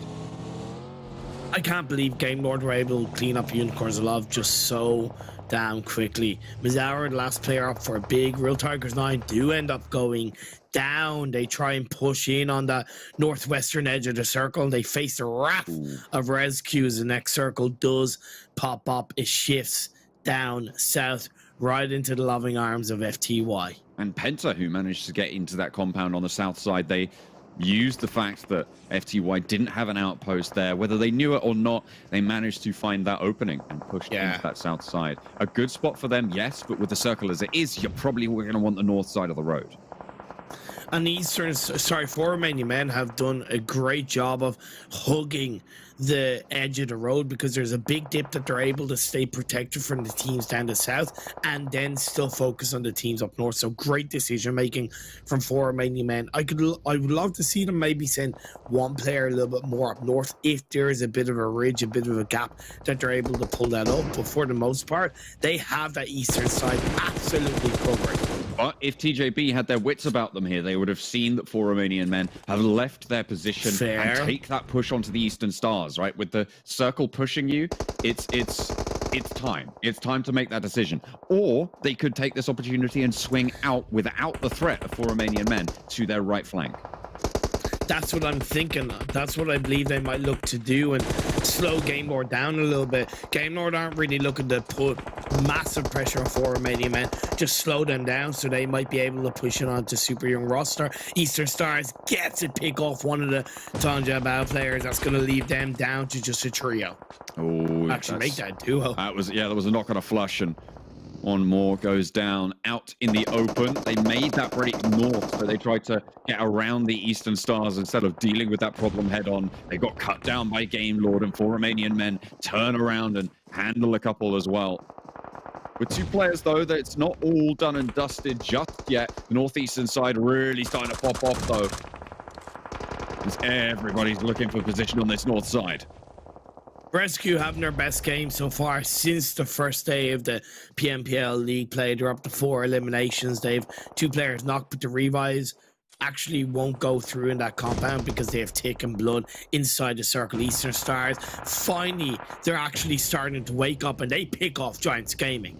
On that south side of the road, Eastern Stars, they haven't left just yet fully. They haven't committed, but they are going to start to move up towards this roadside. Kapahala gets benched as Octavian has to go in for that res. PENTA on the south side compound have a lot of power here, but on the north side, it is still going to be FTY with the whole lion's share of that cover. This is why I wanted 4 Romanian men to try and send 1 player or even 2 players a little bit further away just to try and gain a bit of control and stop the wrath of the nades pushing them down. Lands gets knocked. GK, the last player up. GK first pops that first aid. A lot of damage done to 4 Romanian men in the meantime. They're not quite going to find all the knocks they're looking for. 3 players alive now. And they should know where GK first is. Game Lord leaving, moving down that hillside. And GK first playing right with his back to the zone so that he is the least threat possible from Game Lord's off angle, because you can see how broadside he is as soon as he leaves that buggy. Eastern Stars are going to have to make their way from the southern side of the road over to the north, trenching into the edge of the circle. They do still have the full squad up. 4 Romanian men. Sarah gets knocked. Kapahala with a nade across the road. Narvalo trying to move through past RESQ, but not going to have that opportunity. Will go down. 3 players now standing for Game Lord, but they have 9 eliminations already, Imperium. They are absolutely keeping up these records. Tick looks to hold out around the backside there, but can't land the spray. It's not going to go well, but the nades from Kapahala are doing so much damage against 4 Romanian men as Tick does go down, traded off by Game Lord, but out in the open, RESQ with 1 player remaining against Robs and Victor. I'd still say great game from RESQ so far. We move on over to FTY, gonna fend off the members of XTEAM as they made the push over into the building on the very edge of the circle. Clear vision are out. 2 of the XTEAM players are knocked. K-Boy chucks out an nade, but great play by Psyops. Plays it perfectly on the timing there. 2 players for XTEAM now standing. There's 2 players from FTY there as well. A nade around the side of the building, and it gets another knock. Now it's just Beg for Mercy. Shinyo looks to push out. They're going to know where he is. And over the hill rolls Penta from the south side of the road. They hear this gunfighting, and now is their chance to take control of this compound. It could not be more perfect, but they slow down. They stop. They want more information. They don't know just how bloody this battle has been. And look at Game Lord on the other side. There's going to be a bit of a pinch either way between FTY and XTEAM. Game Lord spot Manu. And we'll get that flusher now. It's just holes pushing in. So a lot of single players left as FTY have managed to regroup. All 3 of them standing into this fight. Game Lord have the outside track and they're in the circle early. In the meantime, FTY with 3 players. XTEAM with 3 and 1 down. And Penta with 1. Eastern Stars, they're on the Eastern, the only team there. Penta Halls is going to get taken out. First to go down from the south side of the road. They didn't take that opportunity quite fast enough. They didn't have that intel. Trapped inside these buildings. It's reminiscent of the last game, Imperium. They are back to back right now, and Game Lord, the arbiters from the outside. As Robs takes the tumble. Excellent spray down coming through as FTY open those sight lines. Little bit of a lucky spray, but he's going to make it work out with tracking of the bullets in amongst the smokes. It may provide you vision, but it doesn't provide you the full protection, such as the hard cover of a ridge slide. FTY, they know exactly about the fact that XTEAM are still in the buildings with them. They know they're right there, and look at this. I don't think XTEAM are really going to want to go for this fight. I wonder who they're going to load up the meds on. 4 teams remain, though. 3 players alive for FTY. And smokes to open that line. The push out comes through from the last player of XTEAM that isn't going to heal out. Gets 1 knock and gets the flush as well. Excellent turn of events. They're able to find 1 knocks on the outside. Looks for the spray, goes up, and it's finally going to put a stop to that one. But the last player now standing for FTY. That cut down the hopes of FTY dramatically. Why didn't they push together, XTEAM? They could have cleaned up FTY. Zaza goes down now. 3 teams remaining. FTY really on the back foot and on the hillside is Game Lord. Doran gets 1 on the re-knock there. The refrag for Kapahala. The Eastern Stars still surviving. And it's only Game Lord left. It is just Victor. A nade over the top. That could be all that is needed. Doran a little bit further back than that, and Kapahala trying to feed that information. Not going for the res. Victor, what's the challenge? A little bit greater HP for Victor. The boosters are pushing Doran further and further, and it is so many bullets flying back and forth. But in the end, it's Victor to take down the Eastern Stars, and Game Lord take control of the game. They had a real ropey time on those hillsides, but with the outside track, it's the French squad to take the win. And it's the very first back-to-back chicken dinner in PMPL EU West 2022. What a way to come into this first Super Weekend to get 2 games in a row, John. And it's also so exciting in the fact that it doesn't matter what year it is, we still have the same magnificent fights between Eastern Stars and Game Lord. And there's a reason, even though he didn't win it, there's a reason why Eastern Stars brought Doran into the team. He put up a hell of a fight. 18 limbs as well. I mean, that kind of... I said partway through the game they had 9. I was like, oh, they're keeping up those records when they were fighting against RESQ. Since then, they got 9 extra eliminations, right? Fantastic performance. Is that... I think that's the highest we've seen so far, if I'm not mistaken. Yeah, it is. It is. It's the highest amount of elimination points. Insane. Highest amount per game on a back-to-back chicken dinner. They're very much on form today. They need to keep this rolling. They need to keep up this pace. These are returning champions. They were the highest performing team in the second day of the league week. Should we also really be surprised right from Game Lord and the performances they brought in Trazen. If it's not Trazen, it's Victor. 6 eliminations, 1,000 damage. Hell yeah, I'm here for it. Like, just so good from Game Lord. I cast them at the start of the year in a European community tournament, and they looked so strong then. They're looking even stronger now. Eastern Stars coming in second as well on that game. A really good presence for them to have in those later stages. Obviously, coming off the league play, they don't have the most stellar reputation right now. So posting a second place finish, good. Very good news. It was a lot more confident game from Eastern Stars. They pushed on the 4 Romanian men, for example, on the other side of the road. I think they played this game a little bit more efficiently. And the biggest difference I've noticed between League Week and Super Weekend from Eastern Stars is they're rotating a lot earlier in the Super Weekend. And what that's doing is it's giving them more information, more confidence, and more time to make calculated decisions in the mid and late stages of the game. Yes, I think TJB missed an opportunity to push on them at a certain point in the game, but that doesn't matter to Eastern Stars, right? They still did a great job to get second place. Probably should have won, but in the end, second is a great improvement. Absolutely. I mean, it's especially in the long run, right? You aren't looking for the chicken dinner every time. You're looking to be hitting 12 points a game on a good day, right? That's going to you right towards the top of the tables. And Eastern Stars, we thought they were a contender. We were maybe a little bit unsure, but perhaps we're looking at a return to form. Either way, it is French all over, and I'm sure Max is going to be happy. We're going to head back to the desk.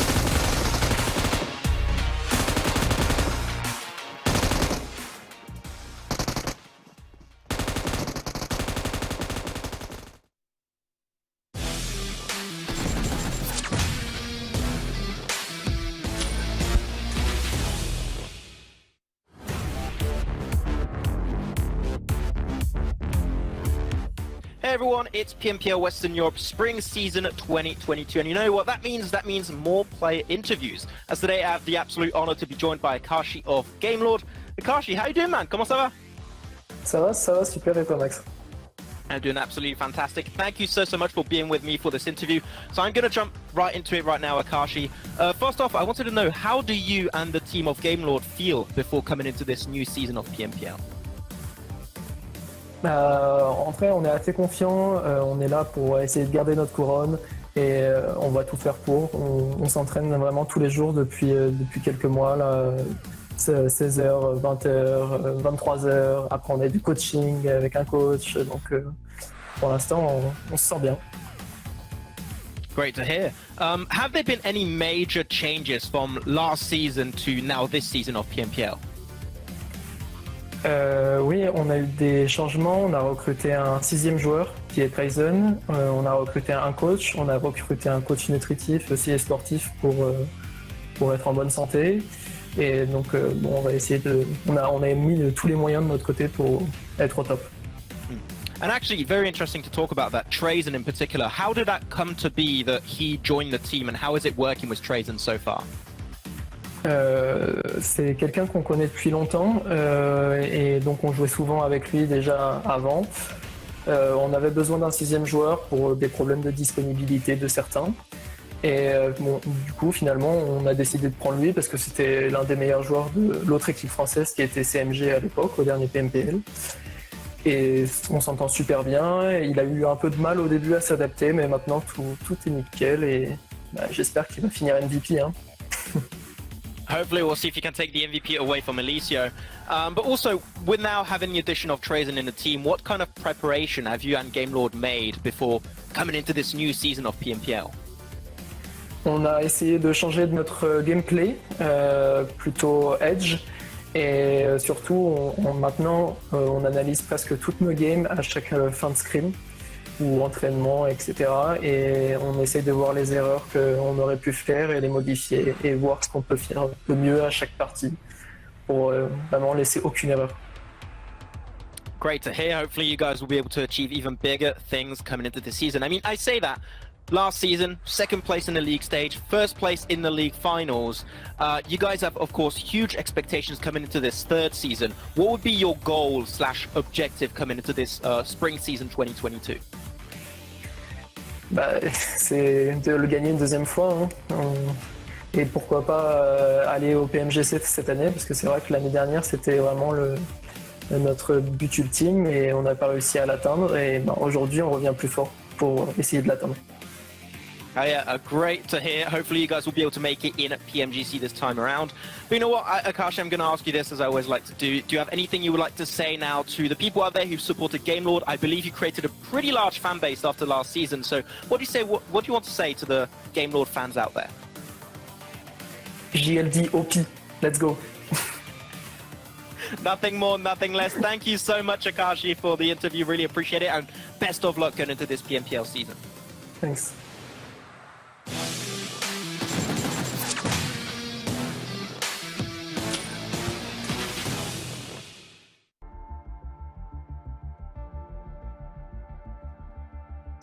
Welcome back, everyone, to PMPL Western Europe. And if you haven't been joining us, well, you've missed out on Gamelord knocking down 2 chicken dinners and taking themselves $2,000. I don't know what this was, Max, but I'll allow it because the French team is here to play and obviously sweep up a lot of money. Gentlemen, what do we think, though? I mean, Gamelord was down to 2 players at the very end. We saw a Matrix C Neo type play out of Victor as well in that 1v1 up against Doran. But in the end, we did see Gamelord take the victory. Yeah, that 1v1 was a weird one, is all I can say. I have no idea how Victor took only, what was it, 2 bullets from the M249 spray from Doran? So that does not happen. But at the end, it worked out for Gamelord, back-to-back chicken dinner right there. And we saw another player which to actually step up. So the entire team of Gamelord today has been able to make a long and impact. I haven't seen too much of Rob's, but look at that. 18 elimination, 33 point in this 2nd game. I mean, they might be able to be a team that just plays 1 super weekend and they already made it to the finals. Absolutely. And Jason, this game was a masterclass by Gamelord when it comes to sweeping through teams, moving to the right places that they needed to be, crisis management, considering they were down to 2 all towards the end to be able to get themselves to this victory and the eliminations that they got. I mean, they came in from the north of Los Leones, continued sweeping across the north whilst moving west, and then taking out team and team and team, eventually finding themselves in the spot where they get the win. This was just really, really clean play by them. A little bit of worrying signs, though. Super young roster, 2 matches in a row not performing too well. Definitely not living up to the #1 team in the first 2 days of league play. But again, it's just 2 matches, not going to be too harsh on them just yet. But something to keep an eye on as we continue through. And even Unicorns of Love, another bad match out of them. I don't know what's going on within this team. I mean, the old Laconostra MVP, the old Exquisite Decode, this was a formidable team who had the MVP with Alicio, but for some reason, things just aren't clicking so far here in PMPL. Is it the Unicorns of Love curse that's happening right now? That's why I have the impression it is kind of happening. But we'll see if they can come back. I think that to know what's really happening, I'll have to ask a few questions to the players, because it just doesn't feel like what this team showed last season, right? As Exquisite Decode, sure, they had the new addition of the team, but it just doesn't feel like them. So yeah, we're gonna have to know exactly what's happening internally, because this is very odd to see right now. Yeah, maybe it's a lack of confidence, but one team that does not have a lack of confidence currently is Gamelord, and quite a few players on the team. We always talk about Novalo quite a bit as being a real standout. We talked about Victor as well. Well, Victor was the savior here in this match, but we also had Trazen in the match before, so it seems like for some reason everyone's doing some serious work. I had to do 2 noises just then because there was 2 1Ks coming on in. That's impressive stuff here, to say the least, I think. And just, yeah, really, really, really awesome to see how they're playing this out. I mean, as you say, confidence is very much so on the tip of the tongue when you're seeing these guys playing this out. And as the reigning, defending, undisputed current champions here of EU West, it shows in their play right now. Trazen's been a great addition here, Max, and I can't help but concede to the French. Yeah, and the player that I wanted to see a little bit more presence from was Robs, but seeing these stats, he's definitely stepped up in this last game in particular. And to bring this point back once more, this is their new playstyle, and the fact is working to the point where they can get 18 eliminations on the Miramar game goes to show how confident they are on their new approach to this PMPL Western Europe season. So I'm extremely hyped to see how they can go further into the future, because they said their goal is to make it PMGC, and they're even doing better than what they did last season, at least so far. So I'm sold for the Gamelord hype train. I mean, I always was, but even more now. Yeah, I mean, you have to kind of have to be on their hype train, don't you? Saw you interviewing Akashi. We also know you're French, which you have proven to us many, many times. But they're proving to be very formidable. And I still want to say this. I mean, I try to be equal to all teams here, but this is a very strong start. And if they can keep this pace up the rest of the event, definitely Avenger level threat team, 100% championship caliber team, whatever you want to say. But I do worry, is this a pace they can keep up for the next 3 weeks of play? Maybe they don't need to necessarily after week 1, because they could potentially have enough points to be into the top 16 anyways. But there's still a lot of money to win either way. Let's try it. Yep. Okay. Let's look at total damage then instead. Let's see the numbers we got on the board here. Actually surprising. Eastern Stars, 10 eliminations, 1,600 damage. Correct. And I think that got them a total of 20 points or something around that, like that for this game, right? Which means that, you know, in the previous game, you were saying, you know, is that step up going to be a thing? Are they going to realize it? Very clearly in this second game, yes, that's the case. Getting some nice points on the board here for Eastern Stars. Very, very happy to see that. FTY actually getting some decent points on the board as well. They had some freebies come their way early on by, you know, Clear Vision, but unfortunately that was a bit of chaos. That was, I don't know what was going on there. Yeah, I think we're going to make the official jingle. We might have to. We got about 40 seconds till we're going to head to our casters, but really quickly, the schedule for you guys at home. We're going to be heading over to Erangel once again. Then thereafter, we have Sanhok and then Erangel to close things out throughout the day. So I'm actually excited for match number 4 in particular, but you know what? I'm also excited for match number 3 just because we have our boys, John Allen and Blank, once again to bring us the action. Take it away, gentlemen. Thank you very much. We're going to be getting into the thick of it. Blank, how you feeling today? You chilling? You big chilling? Is the lady in the portrait behind you big chilling as well? Yeah, she's big chilling. I mean, is this the correct? No, this is the correct. Oh, right, yeah. There we go. Oh. And the cat as well, the secret cat. Cat there, I can't point. It is so difficult to do it off this because everything's flipped and my brain just doesn't work on a flip basis. Honestly, if I see anything in a mirror, it doesn't work for me. I'm just completely disorientated and I fall straight to the ground and I can no longer get up again, which is how Doran was feeling for last game. Honestly, that was one of the most crazy things I've ever seen from a player. It is out DPSing a M249 in close combat. At Victor, yeah, I was just saying to you guys, if any of you seen Bleach, it was the Shumpo. He had the flash step in there. You couldn't see him. He was too fast, and he was able to clutch it out. But yeah, double chicken dinner coming through from Gamelord. Oof, oof. Yeah, they are the undisputed champions so far. Let's see what they can do in this third game. Very, very nice. I mean, they've earned themselves $2,000 already, right? It's a pretty solid turn of events for Gamelord. So. Going back over onto Erangel, they're just going to try and lock it down again, I suppose. If it ain't broke, don't fix it. Were the games that we've seen them win here a result of their own skill? Obviously, they have some skill to be able to get towards the end. Or do you think that we saw two situations where there were teams trapped in buildings, and that was sort of something to do with it a little bit? Gave them a little bit of an easier path to the victory. Or are you going to disagree with me on that? You were going somewhere with that, I'll tell you that now. I thought you were looking over here like this because you were like reading off notes that you'd written beforehand. No, I'm looking this at you. long question you were going to ask. No, but I'm actually going to disagree with you here, because I think that look back on both those games, John, and tell me that the Trazen clutch from behind the tree, no look there, right? That's true. That's a long shot you're also hitting. Victor versus the M249 close combat, there's no luck there either. That is pure skill. There's pure skill. And I feel bad for Doran, because 9 times out of 10 he wins that fight. And 1 times out of 10 you win that fight versus Victor. I do think that he's kind of put in an awkward situation where you feel like you've got all the power, and it's a David versus Goliath type of thing coming through, and you know, Victor just had the slingshot through his head, won. So rough stuff there. A very interesting little fact about David and Goliath. A lot of people think that David actually had the upper hand because the slingshot was probably the equivalent to the modern day gun today. So yeah, he had the M4 versus Goliath's big club, which is a little bit of an unfair fight if you ask me. Yeah, I would much rather have the ancient M4 than the M4 than the ancient pan, I suppose. Yeah, that's probably one of my favourite bits of trivia over the past month or so. Okay, that's fair. I thought I'd share it with you. I appreciate that. That's a good bit of trivia. Yeah. Mate, so the welcome. contemporary meaning of it all has been lost. Did he like hide it? Was he a sneaky boy and was hiding this sling, and then sort of in the midst of the fight, just like grabbed some pebbles and went like whap? Yeah, no, he didn't. He was like, whoa, oh my god, Secret sling.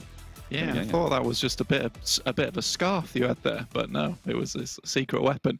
And in this case, Game Lord's secret weapon is Victor, who honestly hadn't been doing a huge amount for the team. I will say, I think he'd been playing like a pretty competent role for them, but not the stuff that I kind of expected, because you know he was my prediction of MVP, and he still is, to be honest with you. And I think you give him a little bit of time to warm up, and you see him do stuff like this. But I do think they've found themselves a pretty good team at the moment. And even with just the subs on Game Lord as well. I mean, we saw Trazen as well as Robs, I think it was, who are both like, I think 600 to 400 a piece in terms of damage, which is incredible.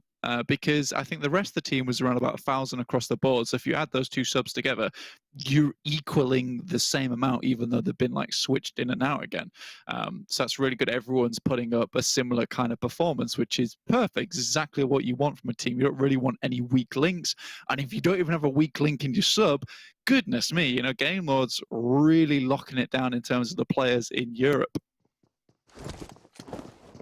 Phenomenal structure right now for Game Lord, but as we said before, we are only 2 games in, right? We are only 2 games in. This is a 45 match set series for qualification spots to the finals, right? So there's still a long way to go. They're doing it phenomenally at the moment. Sat, I think it was 27 points ahead of second place right now after 2 games, which is almost as much as second place is, like overall. 29 points is second place. They almost have double that in 2 games, which is insane.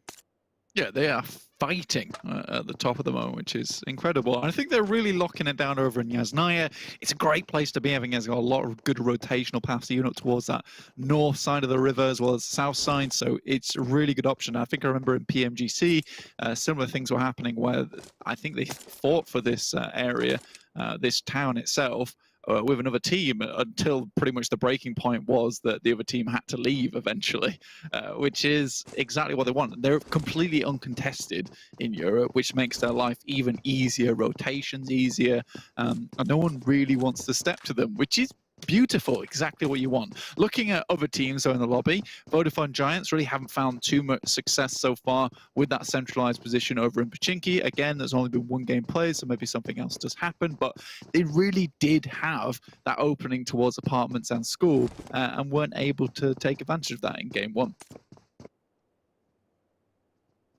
openings not being leveraged, not just yet. Zaki, as Shockwave drop all the way out. Shockingly. They're just doing this every time. I mean, it's fair enough. You know, they're certainly here. Yeah, we do get this northwest-ish circle, right? So that there is potential they get another freebie if the circle comes over towards them, which is what they're banking on. You know, that's where the majority of their points are going to come from. Circle's going to come to us. We're going to win that game, and then we will be silent for the next 4. And then if we just do that every single day and make it into each and every super weekend, we will eventually make it into the finals, which is a fair strat. It's not, actually. I totally lied there. I think I talked about this with Imperium before, where I was saying that it's a team that I will keep my eyes on later. You know, right now, they're off the radar for me. There's no beeps. There's no. I'm not even going to do the Spaceballs thing there. I'll honestly, because I can't do that guy's impressions. They're too good. If anyone gets that, I'm really proud of you. It's a great movie. I'm glad you've watched it. I've not watched it. Have you not? Damn, No. okay, I'll send you the clip afterwards, and we can reminisce all you want. But looking at the game, RESQ. I don't think it counts as reminiscing if I've only just seen it. It is. Still reminiscing, even if you've only seen it 2 minutes ago. Okay. Yeah. I believe you. Do you remember that time when Game Lord won that game? We're reminiscing. That was a solid 10 minutes ago though. So yeah, exactly. That's reminiscing. it's fair. At what point does an event, does discussing and remembering an event become reminiscing after it's happened? How long does time needs to pass? That's the question. That's the question I leave up to you. I don't think I have an answer. Anytime. Okay. I think. Yeah. Any amount of time has passed. You are now reminiscing. If you bring it back up again. Anytime, if it was any place. If it was a good time, that is, has to be a good time. Remember. Does it? For it to be a reminisce. Then otherwise it's ruminating. Yeah, exactly. Don't bring those things back up again. And I am going to bring them back again with RESQ, because I do think that this is a team that hasn't lived up to the hype, right? Since that day one. Very unfortunate stuff. I was very glad to see them do really well in day one. And it was a consistent day one as well. It wasn't a case of like, you know, win a couple of games here and there and then do nothing else. It was good stuff. And I think that, you know, maybe that has create a lot of pressure for the team. Perhaps their rotations are suffering because of it, because they think they can get into better positions. But remember that day one, where they did so well, was a collection of top 3s, top 4s. That's where they want to be at the end of the day. And I think if you can play that quiet play style, you know, snake your way in, get a couple of eliminations here and there, that's brilliant. That's perfect. That's all you really want at the end of the day. 4 Romanian men moving through. Moving east from Gatka. Trying to get a little bit closer towards the center of the map here, despite the circle being a little bit further north. Interesting decision there. They maybe just want to fight the people coming out of Pachinki. Yeah, possibly. It would be interesting to go for that. I mean, you can head up towards Ruin side, right? But they are moving quite directly towards Pachinki at this point in time, heading up towards that field side. So we'll see what happens with 4 Romanian men, because this is an interesting approach to the game. Not I'm really curious to see what happens next. Not really something we're seeing too much of. So at 69, they leave Novo. They're going to move up through the farm area. No one really challenged them on that bridge. No one's going for those hard bridge camps that we see develop over the course of long-form tournaments. Maybe later on we'll see a team like XTEAM or Eastern Stars potentially even guard out those bridges. Yeah, I think it's not worth it right now in this game, though. With this northwest shift, I think teams are much more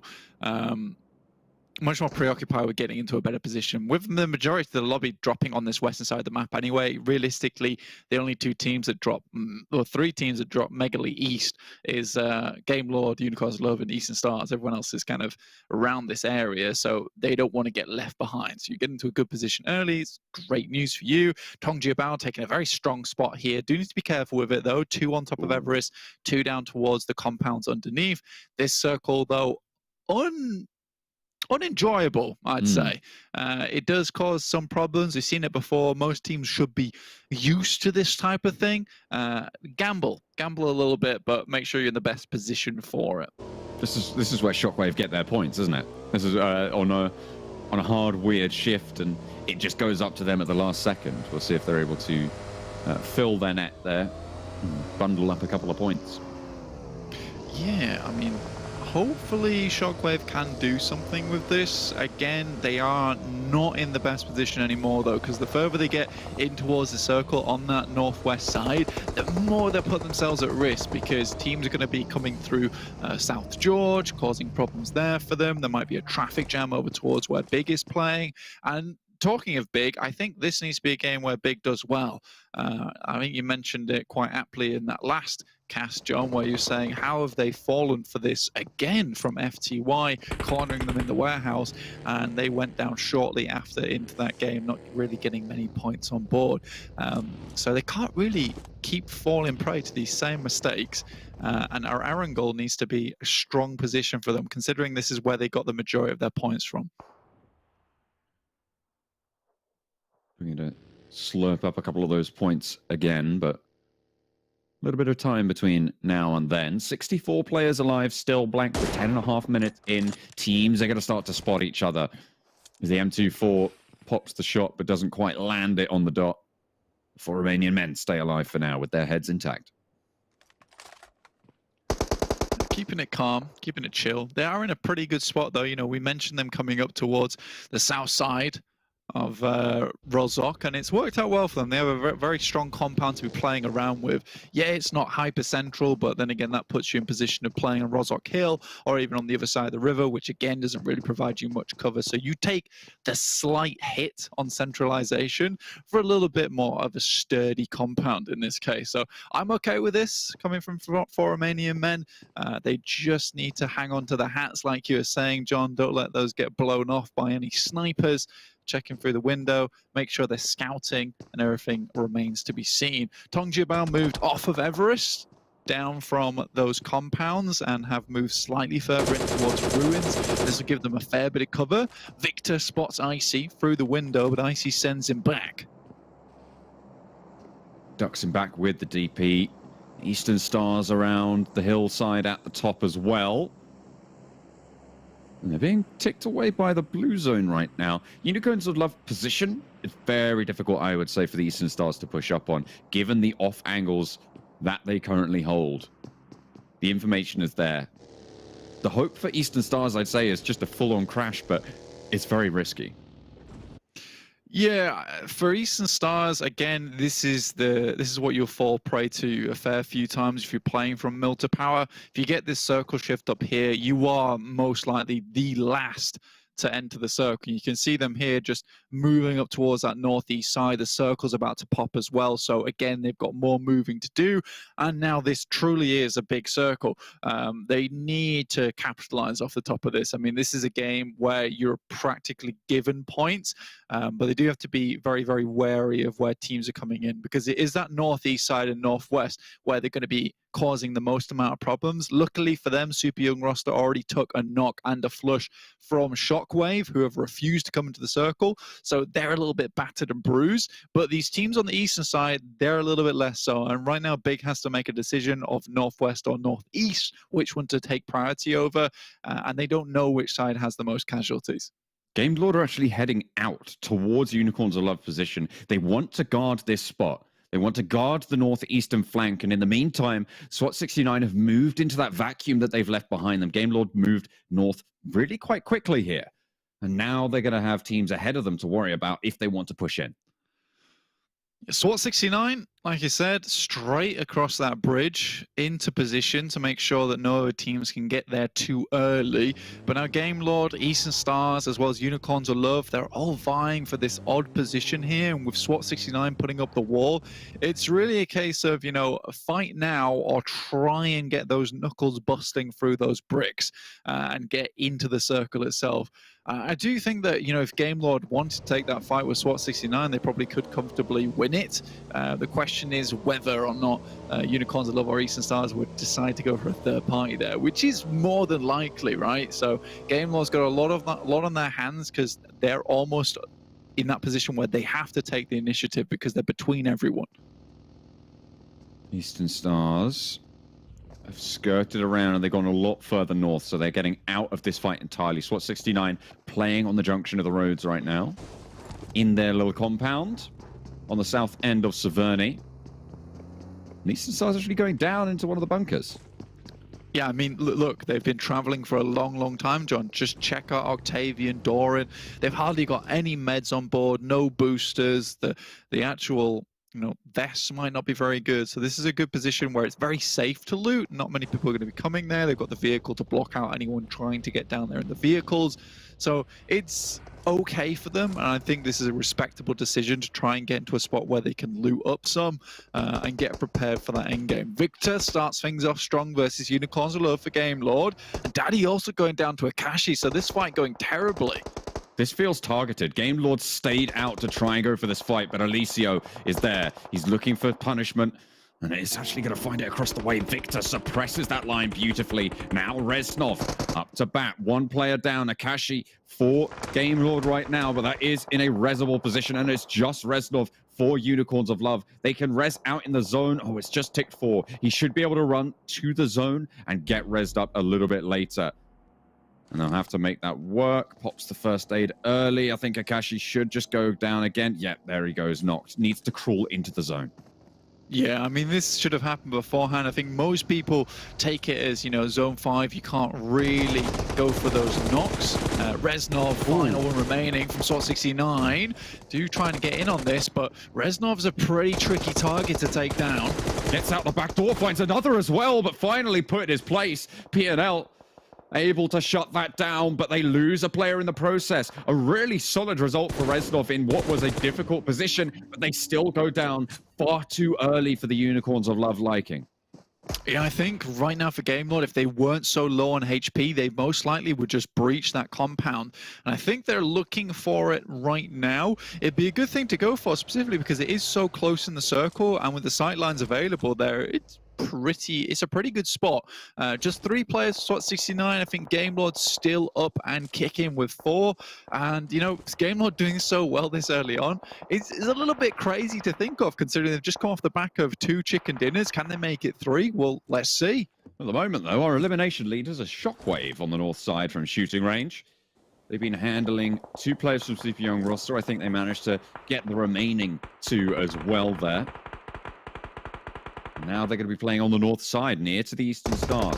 Meanwhile, though, we're on board with Giants on the southeast edge. XTEAM as well, locked in combat. 4 Romanian men just ahead of them, but one of them is a little bit low. They'll have to figure out their paths moving in because they're right on the edge. Yeah, Poker starts to move up here. It's actually a fairly good push, in my opinion, because he can use these little stages on the ridge to move up silently and carefully. Beg for Mercy moves back with the vehicle. We'll get into a better position knowing the Giants are on the way, and they don't want to get caught up in a third party either. Game Lord, in the meantime, find 1 knock over towards the guys on Real Tigers 9. Ulysses, though, out in the open, luckily has covered the duck back behind, but Zaza, he's on point. He knows the position. 4 Romanian men still a little bit under pressure, but they're staying up. They're staying as 3, and they're not really taking any risks leaving their spot. Real Tigers 9 further north. Game Lord hounding down on, I think that's FTY over on the north side. Oh, SWAT69 still, sorry. As FTY get eliminated out on the west. So that's good from Shockwave. Starting to come back up on the radar. Nice nade from Trazen, but 1 goes down in roads. But this will take it into a 3v2, which is fairly comfortable. Make that a 3v1. Just popping those nades perfectly, right on the money. And now it's just Phoenix around the side. Akashi looks for the spray. 1 to fall. 2 players now standing for Game Lord, and they will not find the drop shot. The reses are here. There's no one to threaten right now, unless Real Tiger 9 move up fast on this position. This should be a full res Game Lord. Yeah, Real Tigers 9 are in the vehicles and are on their way. I think they've stopped just a little bit short. Shockwave now in a fight versus Eastern Stars. This is where we need to see them stand up. It's Shockwave. This team hasn't been known for their team fighting prowess. but it looks like they're starting to take the initiative. That is the Shockwave circle for you, if there ever was one. But Wow. Eastern Stars can be very happy about this too, so they really have to take advantage of this. Again, they need to put up those points. It was very iffy getting to this Super Weekend, and if we see anything like that from League play again, you know, this could be just a 1 or 2 Super Weekender for Eastern Stars. So as many points as possible this Super Weekend would be what they're aiming at. Shockwave a little bit further down the hill than the Eastern Stars on this north side. Game Lord did manage to get everyone back up live and kicking now. The Real Tiger 9 are just starting to creep in behind them. You can see that on the minimap there. Look at that. 4 Romanian Men. Redox just sending it right over to the northern side of the circle. And all credit to him, he's made it. He's got into position. I mean, getting in this early as well puts him in front of the pack, right? So a lot of these teams coming in behind him will most likely have to deal with one another, which makes him as a snake very effective in this circle. Clear vision. Looking to go... Oh, dear. Bail out. It's time to leave. Rescue putting the pressure onto Clear Vision. As Hamodi up the top there, not really able to control those open wide sight lines, not just yet. Rescue falter on these doorsteps, and another beautiful spray down coming through. Clear Vision, they go 1-for-1 in trading knocks, but there's more damage coming up the stairs. Doesn't quite get the weapon swap in time, and Coyote gets the flush. I'll be rescued, taking a few more points. Hyper does go down though, and just Vindex remaining with a micro Uzi. He tries to get quickly off that reload, gets it, but wants to go for the first aid next. Tick looking for another res here. At the moment, Vindex just completely unknown towards his position. Nice Molotov, but moves out straight away. Can't go back there, man. What are you doing? Hamodi sails in to back up his teammate and moves into this building. They have control of the ground floor. Not so sure about the top floor there. Hamodi starting to cook up this nade. Wants to pop it through the window, find it on target. If he can get the bounce right, it will find Tick, but it might just slow down the res onto Hyper. Another nade through the window. Finds the flush onto Hyper, but Tick's safe. He's out on the balcony. Looking for another one of these nades. Not going to find anyone, but good job to throw it back in there, because honestly, that would be the least expected place to go afterwards, but he's not watching his back, and that's big, finding another there. Beast is on an absolute tear today. That's another one down. We'll get the flush onto Hamodi. Giants currently winning out that fight from XTEAM. XTEAM move forward, but left the Straggler and Zaza behind. Nades just going back and forth. These two buildings proving to be so tricky to move around for both Rescue and Clear Vision. Tick makes the break for it. The cooked nade is there for Vindex, but he sends it a little bit too long. Not going to do any damage. And now Tick has the momentum, has the track. Instead, he turns around, gets into the zone, and plays it safe. Clear vision, Vindex moves up, Tick goes quite low. I think he's taking shots from Ulysses along the way. Vindex would look to clear him out, try and get at least another point on board, and then ladder up just slightly, but he's missing everything, and it's a nade from the backside, and Beast will finish that one. I'd love to know on how many eliminations Beast is this game, because he has been picking up teams and picking them apart. What a crazy little push coming out there. I'm pretty sure they both died to something meant for the other player. They played Ring Around the Rosies and they didn't win any prizes that they wanted. Big now on this southwest side. Need to push up further north as 4 Romanian Men have a player in the circle, but it's the Eastern Stars with the majority of the control. Game Lord, though, on the eastern side, you can never count them out. Absolutely cannot. There's another one going down to Beast. Goodness me, 5 eliminations. Victor with 6. Still a load of knocks coming through from Beast. Again, it's striking straight at this. Oh my, Beast hits the deck. He'll be put down by the Hunter with the sniper in hand. Goodness me, I mean, the Beast, he's roaring loudly, but the devil's in the detailed shots there from Athis. Beautifully found on that ridgeline, and that's a flush. 4 Romanian Men eliminated as well, and we're down to 4 Giants, 4 up. Eastern Stars, 4 up. Game Lord down to 2 as they lose a player on the back. It's Trazen and Victor. Ulysses sending down there in the buggy, looking for intel. Will probably get picked up as, yeah, Victor says thank you very much. Unfortunately for them, it's traded, and Victor gets flushed. Yeah, extremely weird play there from Ulysses. Nano Baby might be able to go down and pick him up if he's very, very quick, but you doubt it. Trazen still moving up on this side. Mozero remaining, but Eastern Stars looking for a big game here on a map that they're not usually expected to do so well on. Miramar is their top top map here, so very well done to Eastern Stars. I mean, they've just bided their time. Coming from all the way in Mill to Power as well is extremely good. But what confuses me the most, John, is why Big made this huge rotation down towards the southwest side. They really gave up a lot of that area they controlled early on in the game. I mean, maybe they're sacrificing for eliminations because at the moment they've got 10 on the cards blank.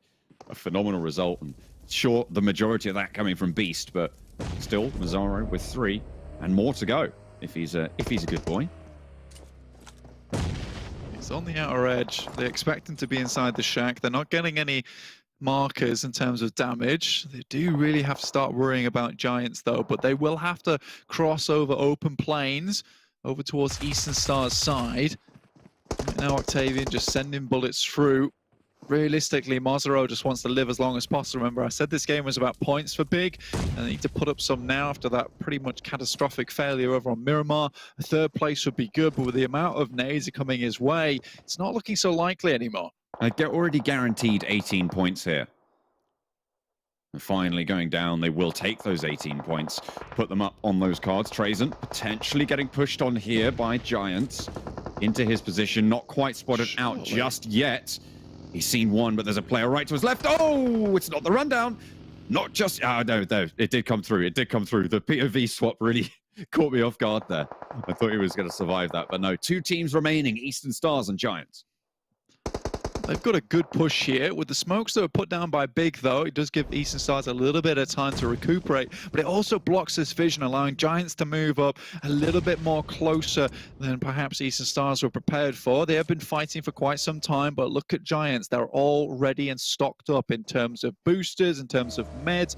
They're ready for a long-form fight here. Kapahala just trying to gather some information in this vehicle, pushing on the edges. Nano Baby's there, looks for the rundown, will get it. And that was cheeky. Gets the spin out, immediately tries to hit the deck, but can't do it. Kapahala. Not quite in time there. Octavian moves in, looking to suppress these sightlines around the side of his teammate, but that nade is perfectly on the money. Kapahala crawling back, but bleeding out, and no way you can get this res now. Giants, they lose 1, but so do the Eastern Stars. That was good, though, from Kapahala. Regardless of what happens, they grab the forward scout, and now they have a rough idea which direction these players are coming from, which is crucial for Eastern Stars. Unfortunately, they are being pushed by the blue here, and there's not much cover in front of them. With Ulysses just crawling up towards that loot crate, you know, things are starting to look a little bit dire now for Eastern Stars. 3 versus 3. See what Eastern Stars can do in this situation. It is under a lot of pressure, John. 12 eliminations already for Giants. Potential to put up 15 total, 7 at the moment for the Eastern Stars. The nades go a little bit long there, waiting them out into the blue. I think that Eastern Stars can't possibly have pushed up. They would be mistaken. Or maybe they're guaranteeing that they have into a vehicle. Salazar going out wide, trying to gather information, watches for the pop-ups, and Octavian takes the challenge. Focus low, and it's a rundown. Doran goes in for the spray, and Ulysses takes the better end of the deal. Octavian pushes forwards into the smoke, looks for the spray, but can't connect it. Salazar looks for the rundowns as well, but gets cut out, and it's now a 1 versus 2 in the favor of the Eastern Stars as they manage to crawl their way in. They manage to slither past Salazar himself. And Focus now up for the fight. Octavian 1 versus 2, but his teammates are falling. Focus low, no stims in the back. Nathis wants the challenge from the crate. Will not find it. I've got it yet, but Octavian's just holding this position down. Focus has to peek here, John. Not going to be able to find the shots just yet. Ticked away by the blue zone. Nathis spots him out, looks for the damage, and that's the final bullet, the final nail into the coffin. Giants are eliminated. Eastern Stars take the chicken dinner from 2nd to 1st. 27 points total there, John. Really, really nice coming through for Eastern Stars. That is not Eastern Stars. They really expected Game Lord to win again, didn't they? I can't believe they would do that to us. But yeah, Eastern Stars, well done. Hats off to them. I think that they played that last circle just a little bit weird. But to be honest with you, with the blue at their back, they really had to make something happen and happen fast. Salazar's done this twice now, though, where he's gone for the rundown or a very aggressive play in the vehicle, similarly to Ulysses. And I wasn't a fan of it, you know. I think it was too over-aggressive, and I think they had the cat in the bag. And at that point in time, was Eastern Stars clawing their way out of the burlap sack and managed to grab that chicken dinner and run away with it down the street. So very, very well done to Eastern Stars to come out on top of that one. A lot of composure that was required in those final moments, and you've got to respect them for it. I feel like to make those vehicle plays in those final moments, you've got to have the numbers advantage, right? Because you're essentially saying you take the L on that player if it happens, but you can't afford to do that in a pitched 3v3. And the Eastern Stars, they shut it down. They stopped Salazar from having that impact. I like it. Yeah, and I think that you can completely say that with the Kapahala play, right? He moves up, but it's very tactical the way he does it, because he removes the player that's closest to them with the vehicle rundown, and very quickly. And I think it was unfortunate, because to me it looked like he'd got out the vehicle and was looking to go prone, but he couldn't quite hit that button, or something happened there and he got taken down for it. So I think things could have been very different if he was able to do it. But Victor still showing up in our round report with the most eliminations of 6. So again, Game Lord still having a shout into this game is unreal. They had a massive number of eliminations coming through. I don't know what the exact total was, but they had plenty to be getting on with. Their spot at the top still fairly safe. But Eastern Stars managed to clamber their way up on Erangel for a chicken dinner.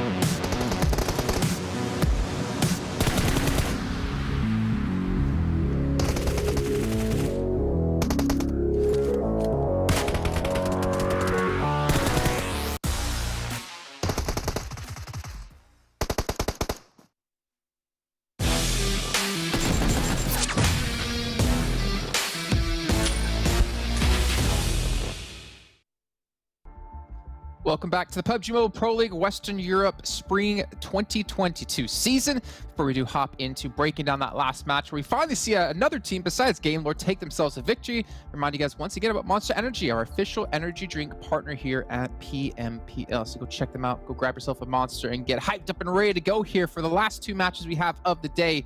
Gentlemen, Maxman and Kalaris, we've had Eastern Stars take themselves a nice little cheeky chicken dinner here, but it was still looking like it potentially could have been a Game Lord victory. It also probably could have been a big victory. I think there's a lot of conversation to have about this. The strong teams are showing up straight away.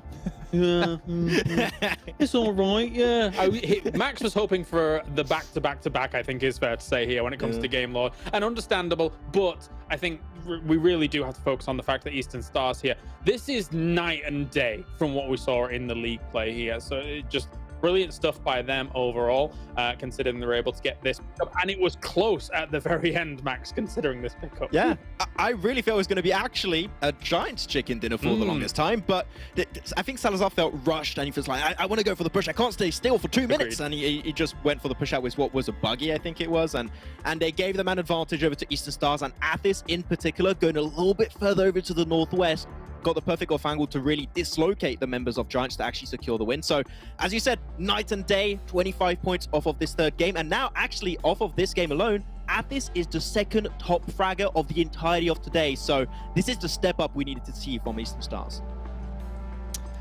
Has Game Lord gotten 10 plus eliminations every match so far today?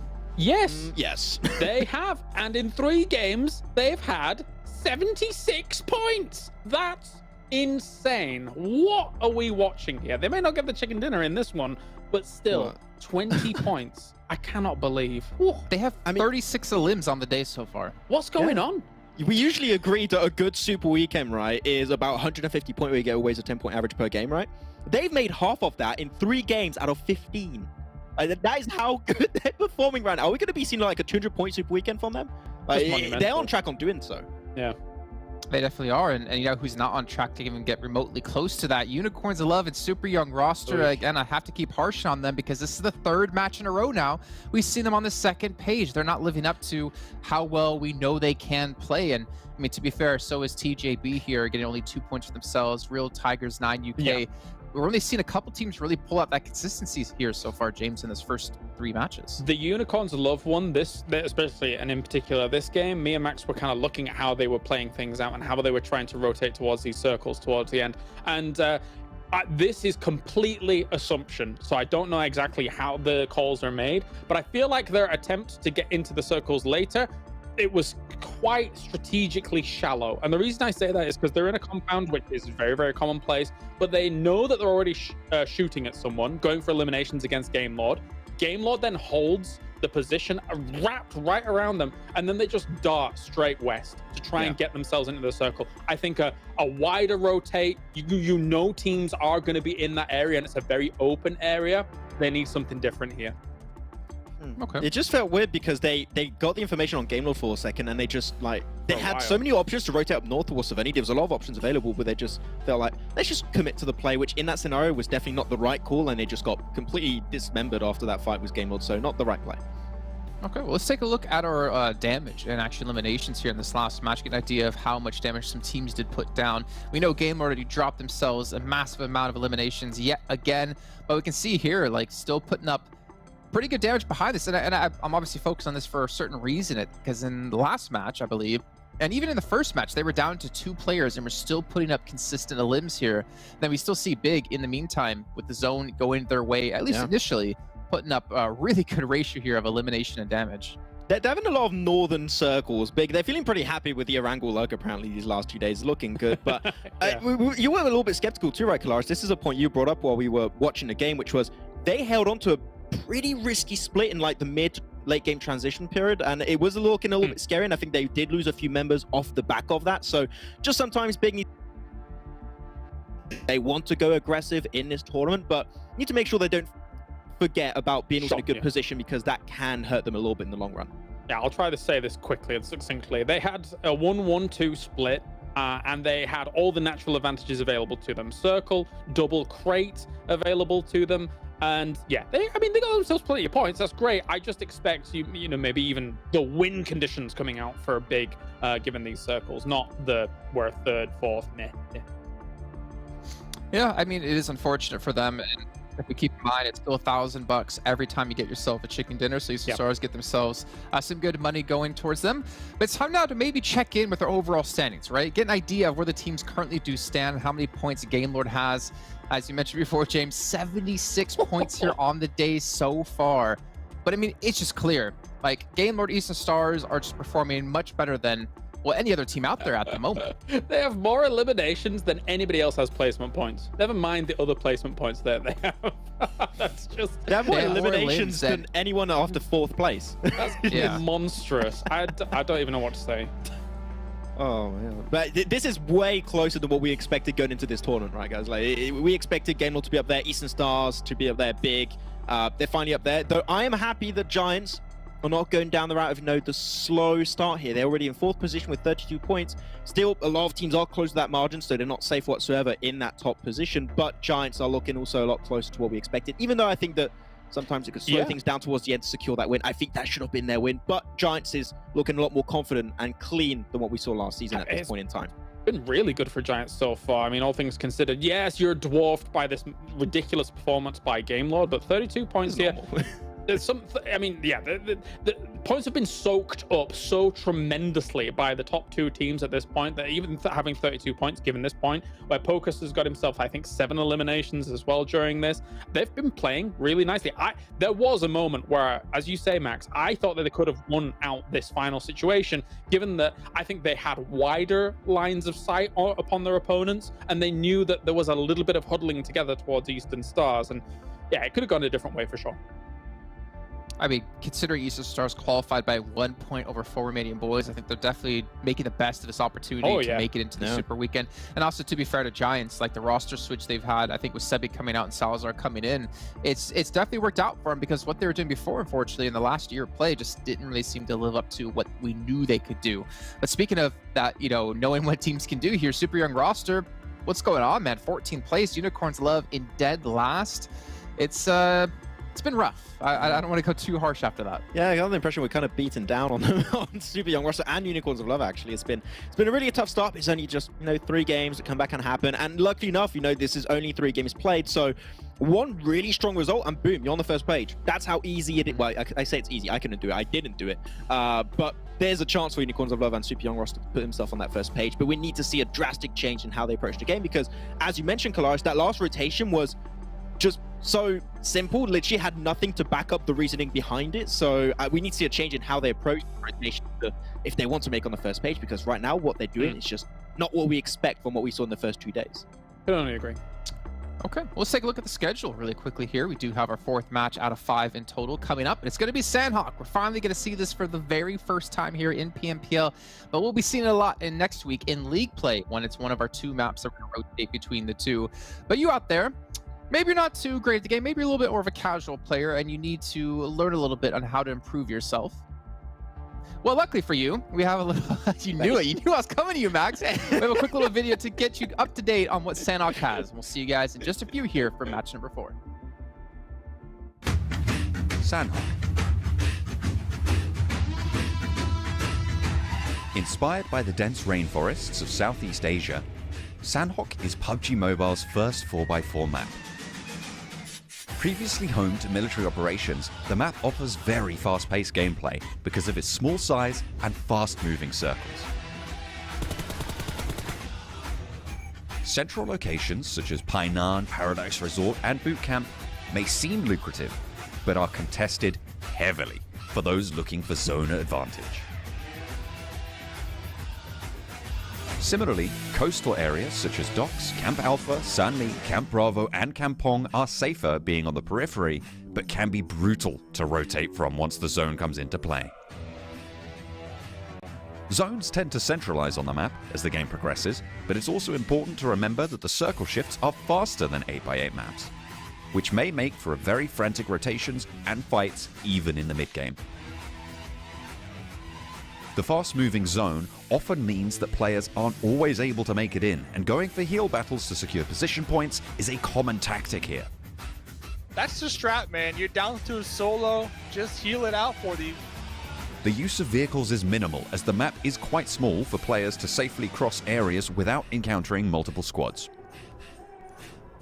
Along with its incredibly good loot, Sanhok is extremely fast-paced. But there are of course ways to survive the madness. Keeping your movements discreet while rotating and always looking over your shoulder for backstabs is a must. Being able to identify when to prioritize the zone and when to prioritize kills is the key to maximizing the Sanhok experience.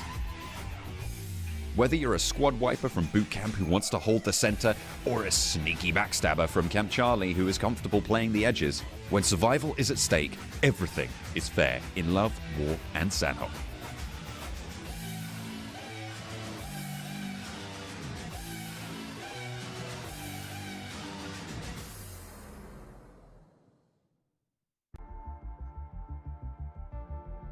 Hello, welcome back to the show, and honestly, that was a great little breakdown by Mr. John Allen himself, giving us some fantastic little insights into the game of Sanhok, and honestly, I think I got I would say, trauma from watching Nigma Galaxy again, because I think everyone knows what I'm talking about. Where it's the Nigma Galaxy train, and I'll say it right now, they're an incredible team, to be honest with you, because they had one of the most unreal strats on Sanhok when it came to the heal off. I mean, they never really settled for just sit out in the blue, run about zone 4 and heal off. It was always a case of, get that aggressive approach to the 3 players, get as many players down as possible, cause chaos whilst one player is healing out in the zone. And I thought that honestly was one of the coolest things to come out of PMGC. So I was very, very happy to see it. Looking at this game though, who do you think is the Nigma Galaxy here, Mr. Imperium? Because we haven't seen Sanhok just yet.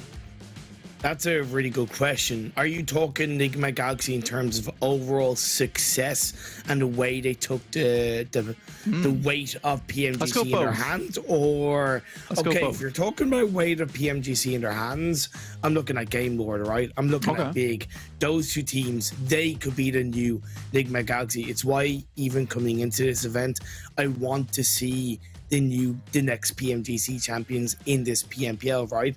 But if we're talking about the heal strat, I'm looking at the likes of Eastern Stars, maybe Real Tigers 9. All right. I like the answer. Super Young roster right now landed directly with one of the players from Romanian Men who are currently surrounding this location. They're on top. Super Young roster's below. Ali's already taken a fair bit of a hitting here. They're bruised. Black Eye comes through, looking for some meds to heal himself back up again. Dewey, in the distance, standing still like a statue. That's the kind of the scariest player you can find, is a player who stands as still as a statue but hits all of his shots. Bit worrying, but right now it has come to a little bit of a chill-off standoff. No one's really doing anything.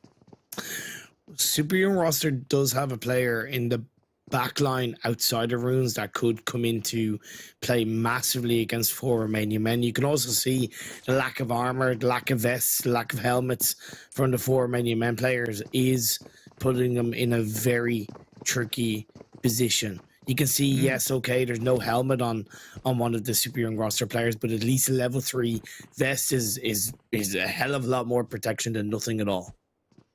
Yeah, they've got the element of surprise around them, right? You can see jump in, the fist in hand.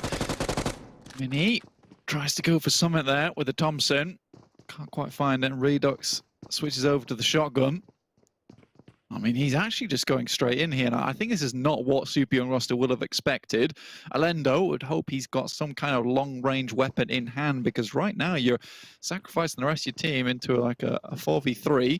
And with this kind of loot, anything scrappy can happen in the middle of the game. Nice first elimination comes through from Mickey. Remember, these guys were from a lot of the Destiny squad, right, who dominated over on Sanhok. So you're right, Imperium. I very much agree with your stance on who's going to be successful here. I think Big on this Northwest Island, they've played these similar positions before as a team, as not a team. And so I think they could have some damn good success on this map. An interesting change in drop spot coming out from Eastern Stars. They're a team that normally drop around the Le Quai or Kampong area. Now, Giants do share that location, but in the past, they've both dropped there without any real trouble against each other. This time around, they're going for Ha Ting. As it happens, Shockwave also dropping there. This is to be expected, right? It's the first time during the PMPL we are witnessing Sanhok, so hot drops are bound to happen. Nade in hand, doesn't let it fly. I mean, there's going to be limited ordnance here, and so one nade really has to seal the deal, and at least get a big chunk of damage or a knock for it to be successful. So Dewey's really biding his time here, and I respect that. Hamodi with the UMP looks for more. Redux though might not spotted him with a shotgun. Will just rip him apart. Several holes in the chest of this guy. Ali looks to be next on the menu. Just clears him out immediately. And Ali takes a hit as well. This is going terribly for Super Young roster. Dewey is down, but Alendo is nowhere to be seen. Tam finds one. Can he find another? That's the question. Sarah looks around the side. Tam still on his feet, but Cross in the meantime, and he's bringing weaponry with him. Well, Rana is about to join in on the mix, so there's going to be a little bit of support for the second last remaining player of 4 Romanian Men, Sarah. So we're getting into 2v2 heated battle between these two teams. This has been Alendo, the savior. I don't think I expect him to make that crossing so quickly. Sarah looks for one more. For all Romanian men down to one player in a 1v1. First aid kit is available for Sarah, but I doubt he's going to have the time to use it. Both teams just quickly peeking round the side. No Alendo hits a cheeky shot. Oh, goodness me. Alendo really picked it up there, and the rest of his team is going to be extremely happy. I don't know what he's trying to type out with the way he's waving his camera, but I hope he's typing out DUB, because that was one hell of a dub in that fight. And even though they've only survived that engagement with 2 players, I'd say that was a very much needed result. Very much needed engagement win for Super Young roster. Off the back of a great performance in the league week, after 3 games, they were relying on 3 points in total. That's 1 point per game. This, with the eliminations that they've gotten in this game alone of 4, that's more than they've gotten in the first 3 games together. Yes, again, it puts them down to 2 players, so they're not in the best spot, but they can do something with this. They're already inside the circle of phase 1 that encroaches all areas of the map. So I got to say, a much needed team fight win for Super Young roster overall. And the fight between Shockwave and Eastern Stars still battling on. The good thing for Eastern Stars, as you can see, Blank, they have Kapahala a little bit further on top of the mountain, overlooking and giving information over to the rest of his team. That's really positive, but he's got to be careful that he isn't knocked. Yeah, it's an extremely important position that he's currently playing up on the hillside. He's got players coming up towards him. He's got to be careful. You got Tiger and Seiko literally seeking out for Kapahala. Not quite find him though, as he's scarpered off to the edge of the cliff. Tiger drops out and will start to move up again. He's in the silent fist play. Oh, he's fast. He's speedy. Gets behind the rock. I'd expect that Kapahala will have spotted this, but with no teammates in sight and that buggy being an extremely valuable tool to Shockwave, sorry, to get up here, that's really kind of turned the tables. What they will have to worry about now is the 2 players left behind, still in Hutton.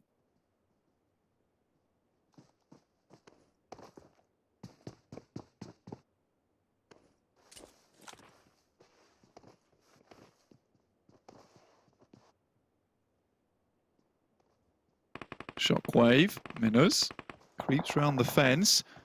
Kapahala does go down to Tiger and will get flushed out there, and that's what you were mentioning earlier, Imperium. That is a huge mistake coming through from Eastern Stars. Minus sees some more, just goes for the spray down, but look at that. Eastern Stars are on a swivel. They're looking for this. They need to even things out now, but already fire's coming down from the cliffside. Another one goes down to Minus. Great spray from the UMP, and Athis just can't do anything. There is a nade there, but the rest of the boys, they've come out thick and fast with the buggy, jumping over the fences. Oh my God, and this is going horribly wrong for Eastern Stars, and it's realistically all their own doing. I didn't realize at the time, but my mic was actually muted by mistake, and what I was actually in the middle of saying before I realized that was Eastern Stars gave absolutely zero response to 2 players of Shockwave going up the mountain to try and catch off Kapahala off guard, right?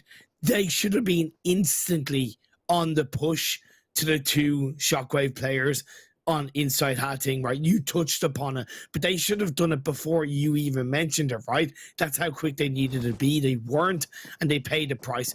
I gotta say as well, for a team that we've had question marks lingered over how good they can actually be, that was one of the most aggressive, well-coordinated, and well-played engagements I've seen from Shockwave.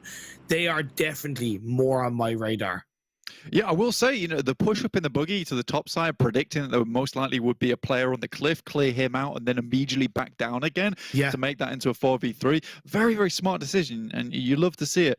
We are getting a Northwest Island finish, though. Always happy to see it. Game Loss moving across, and Shockwave's taking a fight with them as well, already finding a knock. This is really good stuff from them. They are laying down the law over on Hatin. A couple more players. That will be a flush, though. Victor down.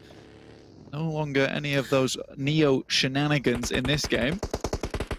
They probably could have third-partied the Shockwave Eastern Stars fight a little bit earlier. I know they were across, so they might not have had as much information, but they certainly would have heard the shots. And we know how aggressive Game Lord has been, can be, but in the end, the timing just wasn't there. The revive came through, Shockwave back up to a full squad. They're going to send Game Lord going to send 2 players back over onto the coastal line of the mainland.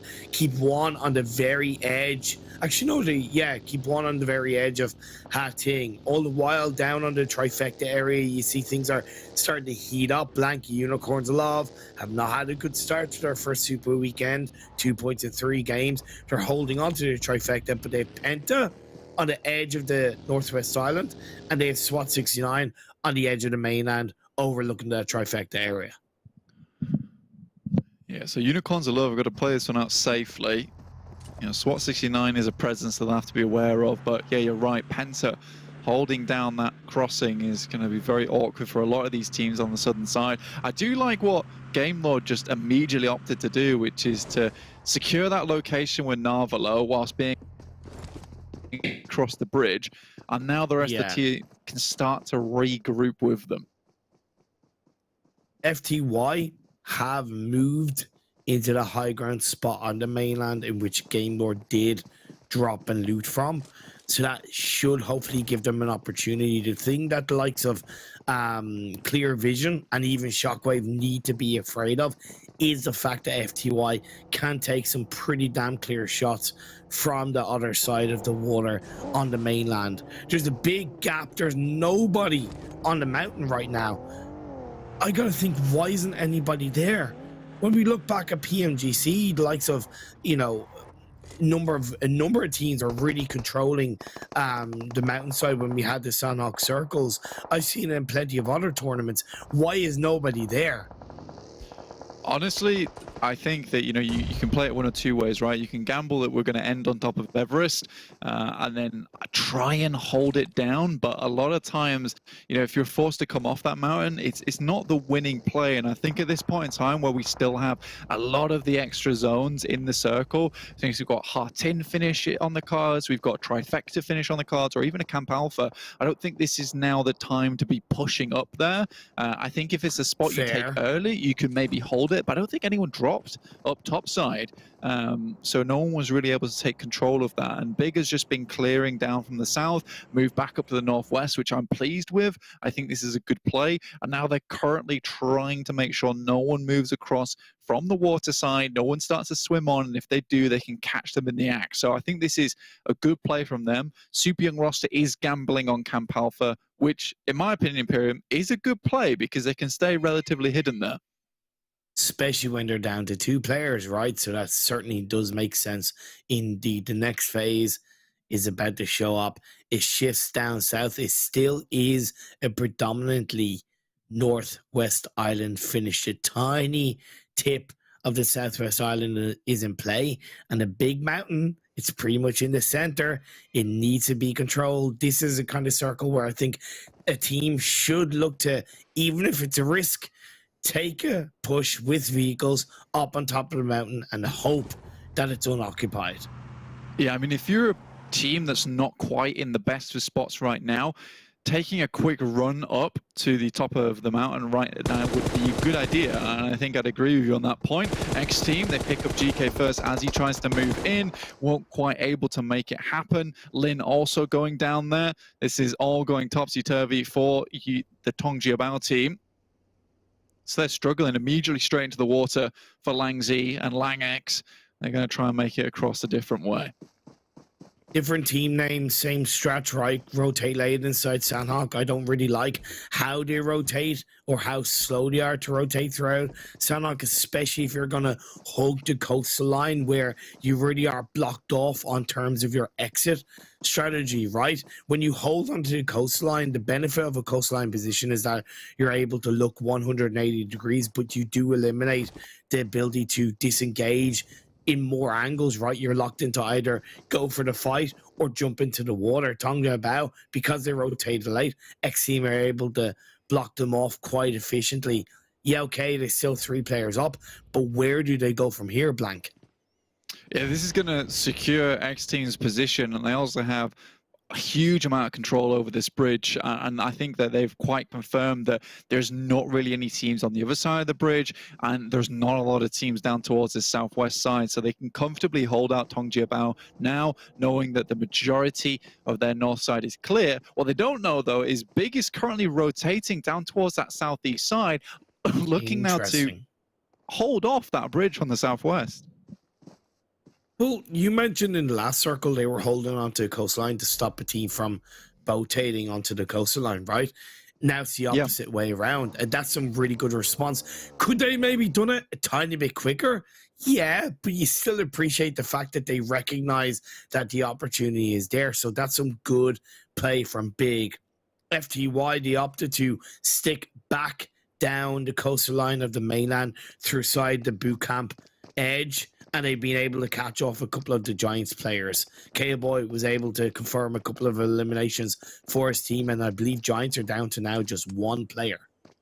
Yeah, it's really difficult making that crossing, because when is the right time? And realistically, I don't think there is ever a right time to cross there.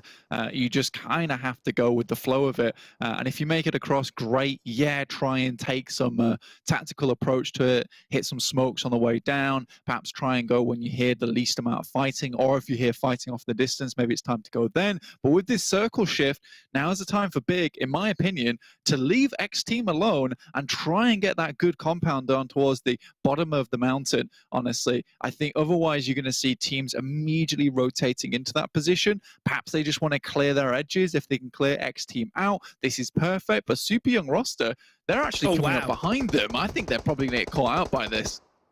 They could indeed. I appreciate that Big are looking to lock down the edge of the coastline by that bridge. Tam shooks up a molly, tries to whittle him away, but a knock comes through, and Tam he's left on his own. XTEAM need to take advantage of this. Surely they know that they can see Super Young roster is fighting. Very well done to Big, because they immediately finished this fight out, which was extremely important to the longevity of them in this game. Now they can start to set their eyes back towards XTEAM, who, as you can see, have started to make their way across the bridge, as they can tell they're now unimpeded by the likes of Big. I don't get why Super Young roster didn't just stop at the first set of buildings outside of Camp Alpha and then get information. I just don't get why they rotated so deep as a duo. I'm just left scratching my head at that, but indeed that was a great response. Quick play by Big, focusing on XTEAM. XTEAM can stick to the low ground, and if anything they should, because they'll be able to look at the likes of TJB, Unicorns of Love, a little bit more on the edge of the coastline throughout that northwest island, and look to pick them off. I think Big are actually XTEAM's least of their worries right now.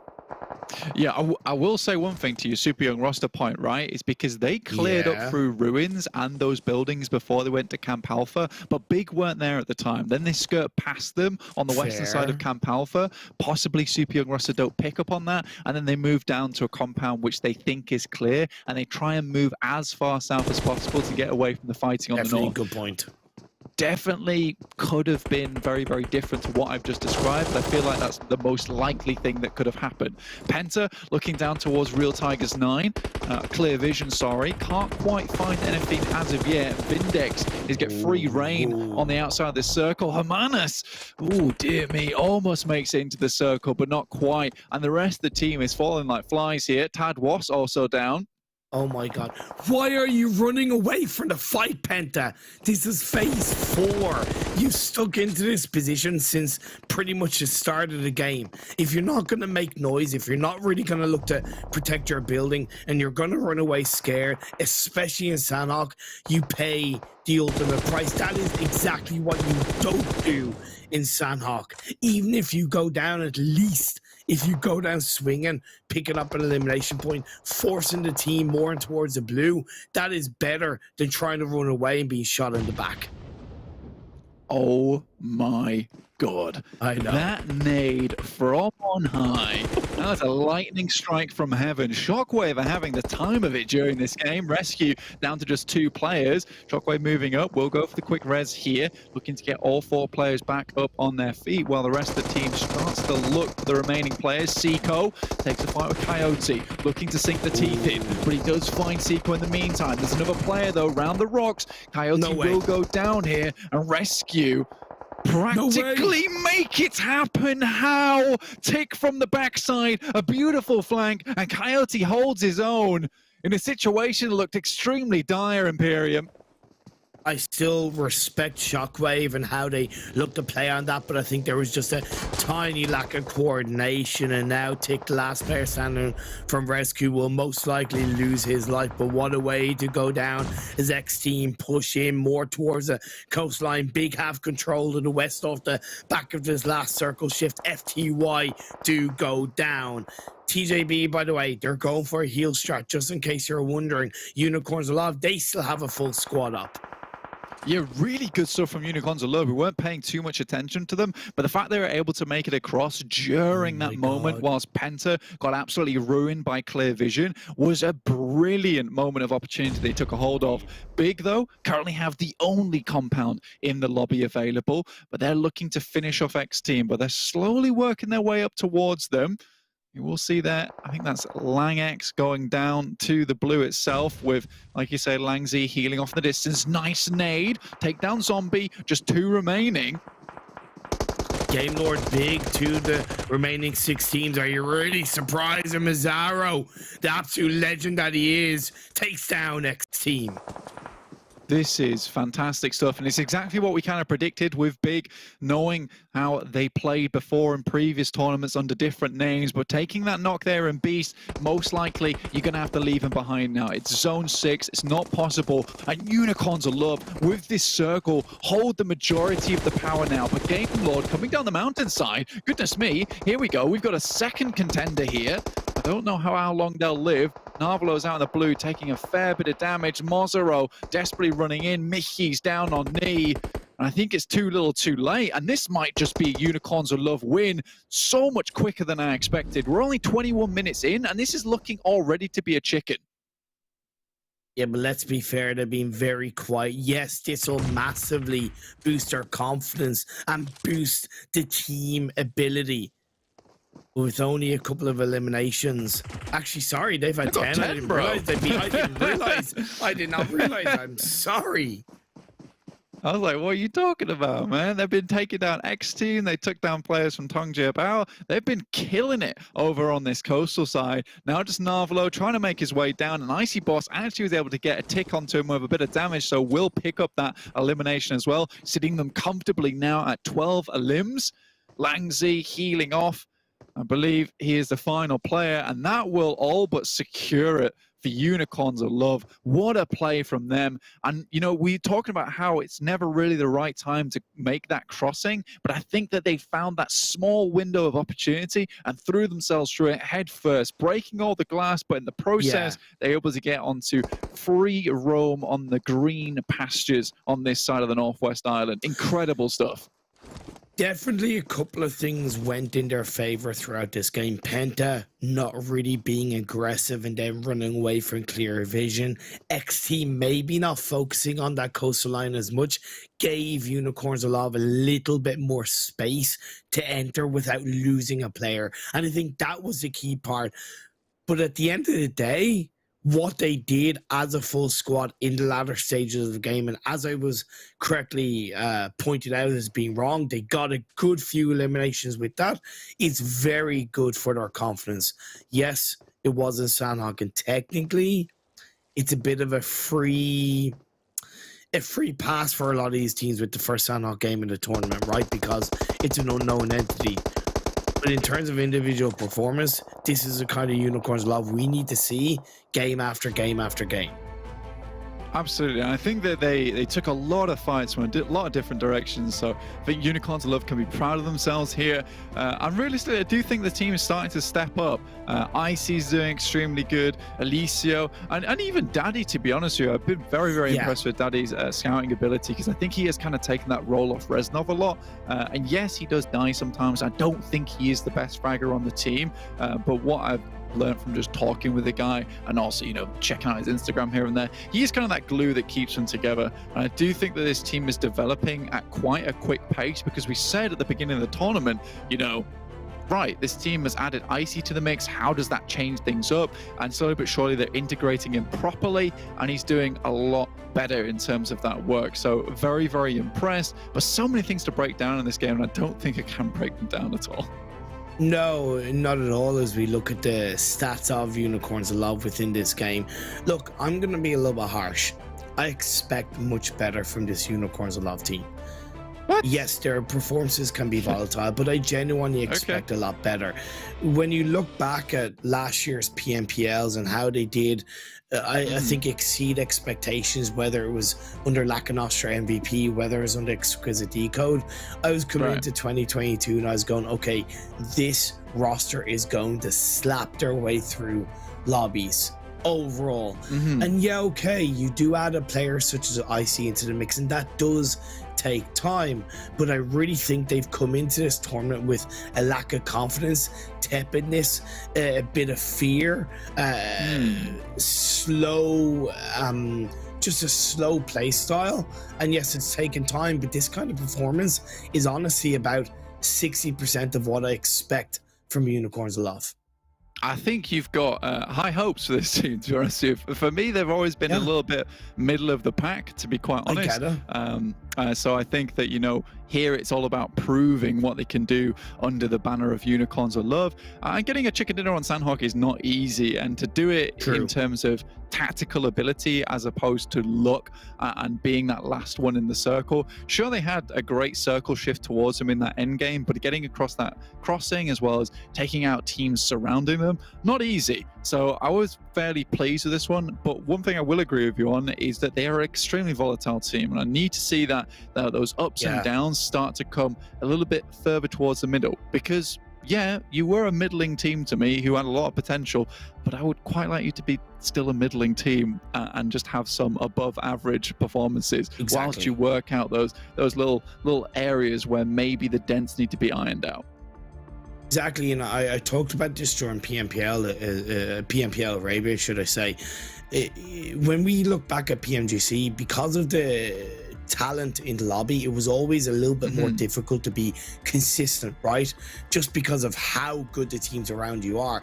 If you can't find consistency in a PMPL of your region, how can you expect to find consistency or even performance in a PMGC level lobby? And again, my aim is high for not only Unicorns Love, but all of these teams, and I want to see that consistency. You're dead right.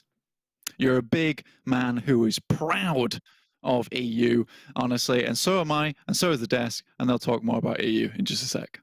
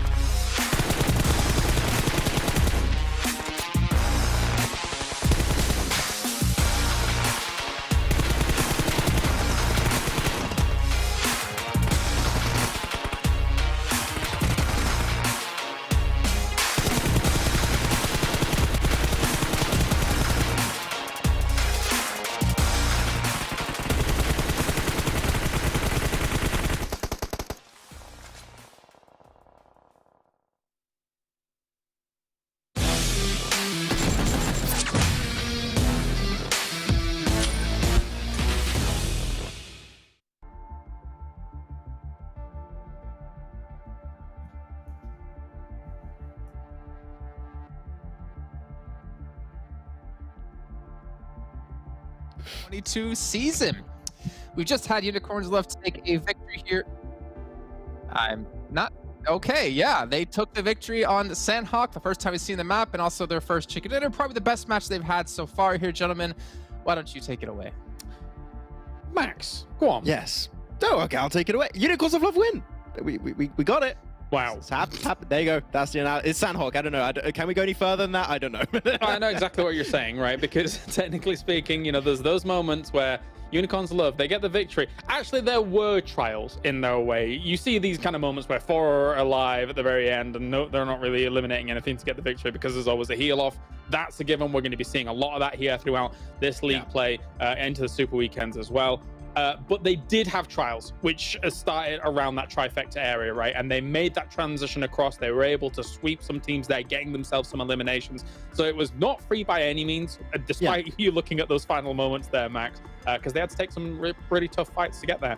Yeah, I mean, trifecta, they got rid of teams such as FTY, I think it was PENTA, Clear Vision. I think I didn't do it right there, unfortunately. But yeah, TJB also. So they actually did get... They did keep the circle pretty actively, and the circle did come their way, but they did fight for it initially. So it's not like it was given to them, but they did actually have a little bit of work behind it.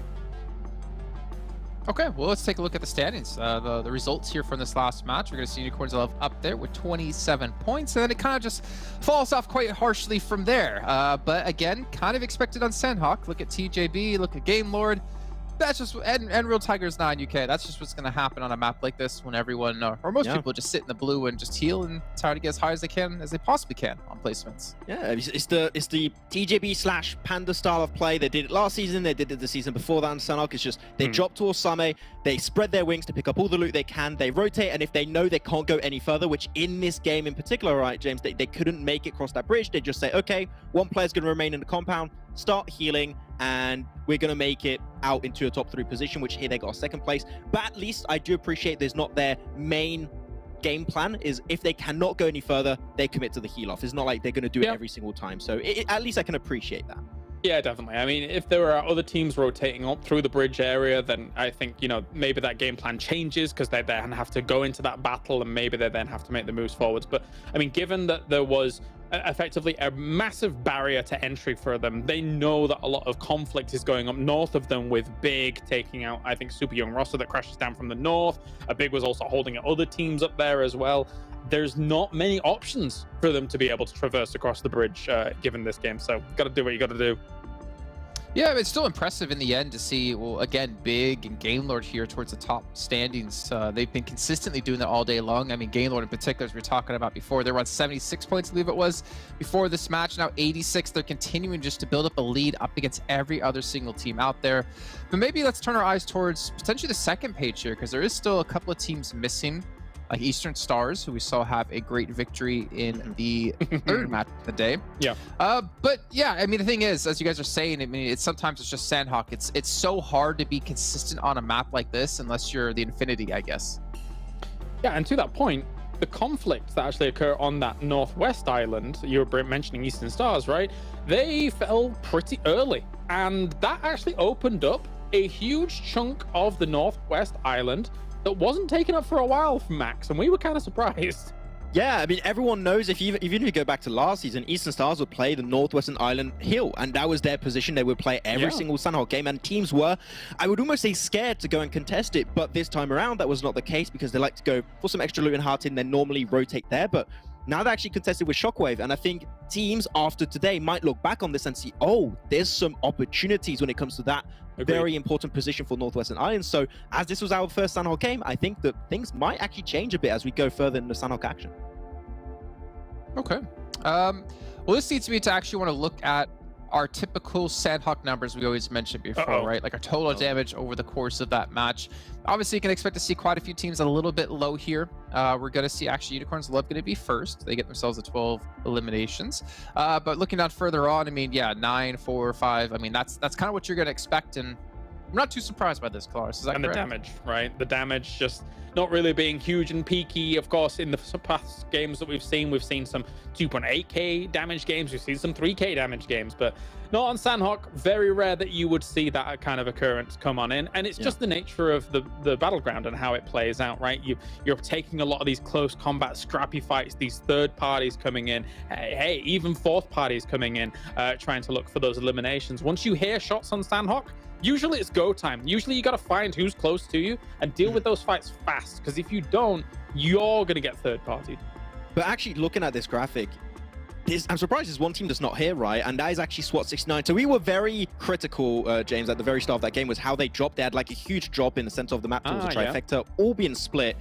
And yet, see, now this circle went on the phase one, because phase one was heavily focused on the northwestern island, right? I thought they would regroup towards trifecta and defend it. And yet, teams like Unicorns of Love, PENTA, overtook their position despite them normally having priority. So they could have been a team actually on this top damage chart and actually being up there with Unicorns of Love and Shockwave. But I think SWAT69 had a golden opportunity, but didn't quite see it in time. So I hope they can be a little bit more reactive in the next Sanhok games. I feel like maybe their drop was a little bit reactionary as a whole, like, because they were very slow to then glide over towards that northwest island, right? Maybe they were like looking at where everybody else was going in that moment, because this is, of course, our first Sanhok here, Jason. So maybe there's a little bit of that involved as well. Okay. Well, speaking of Sanhok again, I mean, this is probably one of the last times we'll mention it today, because it's, well, the only time we'll see it today. Let's look at TJB's team stats, and there's a certain reason I want to look at it. I want to look at their damage compared to their healing done. You can probably expect to see healing pretty high. You were talking about Sanhok numbers, right? Of like 1,000 damage is pretty average. It's not, actually, it's probably like the highest you normally get. But healing wise, we can see those peaks happen with like 2,000, 3,000 healing we've had happen before in the past. So let's take a look here and see how much healing they actually did in this last one, and that'll give you an idea of them setting up a game plan. Okay, well, we don't have healing in this graphic. Okay, so never mind. I'm gonna just tell you from experience and me trying to randomly get to, no, actually I won't be able to find it on our stats page either. It was over 2,000 healing. I'm just gonna guess. Oh yeah, absolutely. Like, I mean, by the time we came to the last TJB member, I can't remember who it was, they had 10 med kits, right? Never mind what they had already been pulling off. So yeah, very satisfied with that kind of estimation here, Jason. There's gonna be a lot of that. Not quite the was like 29 medkits we saw happen our first aids for one of the players back in PMGC, probably from the Infinity or Enigma Galaxy, I'm guessing. It wouldn't be too surprising. But I mean, again, like I think we maybe criticize the play of just healing out in blue, but honestly, like when it comes down to points, when it comes down to qualifying for the finals, I don't really care how you get those points. It's just about playing smart here, and they realize, well, there's no way we're going to win this match.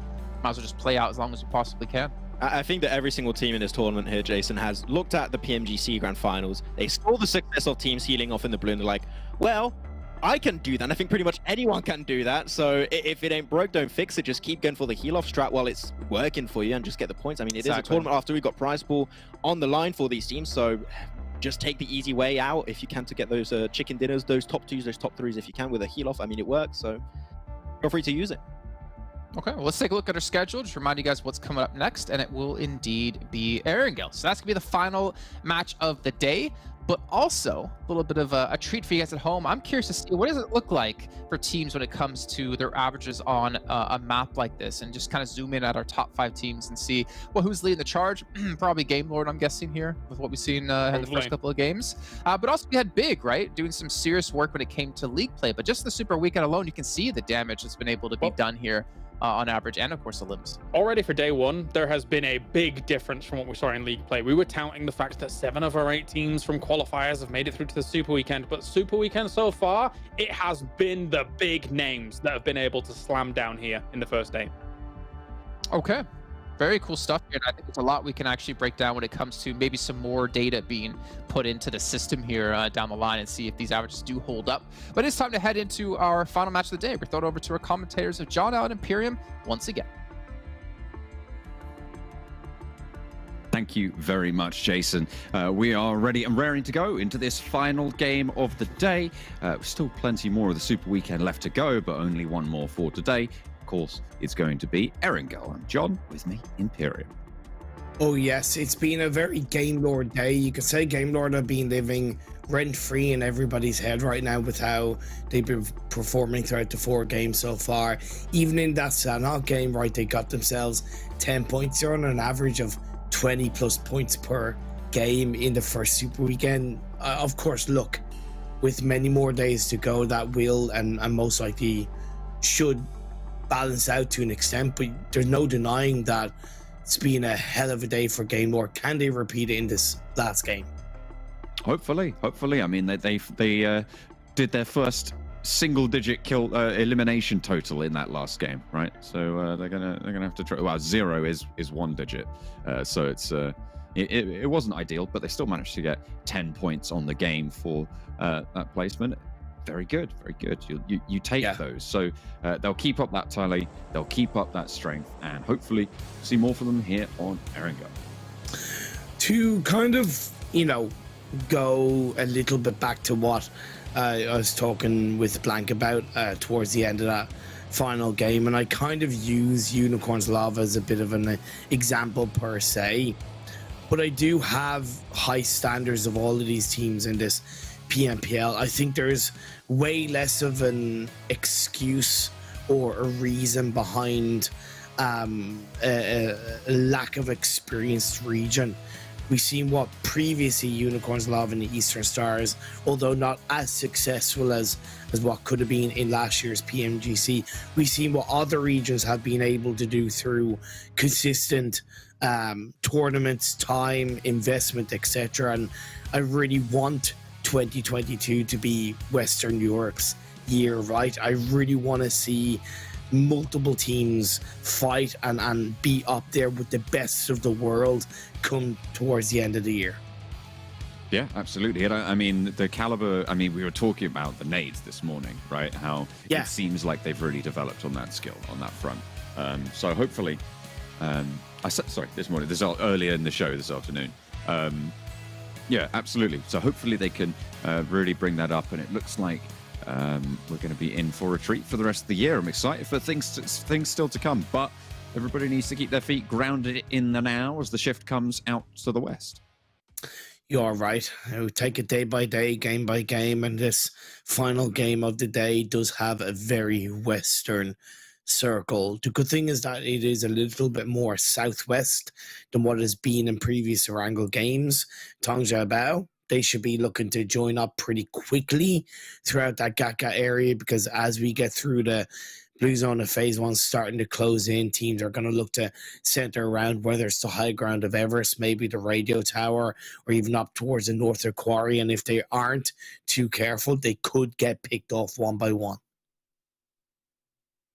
No one really too close to TJB right now, but you're right. If they do start to move up to those positions, could prove troublesome. Over on the northeastern side, there's some trouble afoot for Real Tigers 9. Game Lord claim an early point in this game, bringing them off the start and a little bit higher on their kill totals than last game.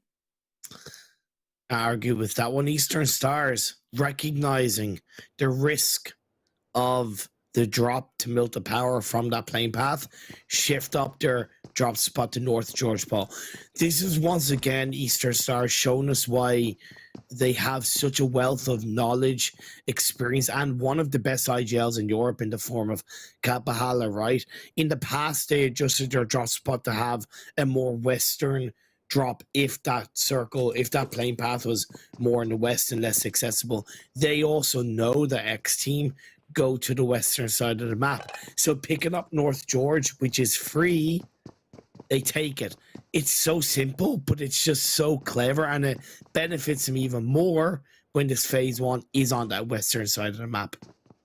I think you're right about how it is so simple, but it's sort of not something that a lot of teams will do. I feel like a lot of teams are going to be more, not necessarily afraid, but sort of they're like, well, no, we've got our drop spot. We'll stick to that. Yeah.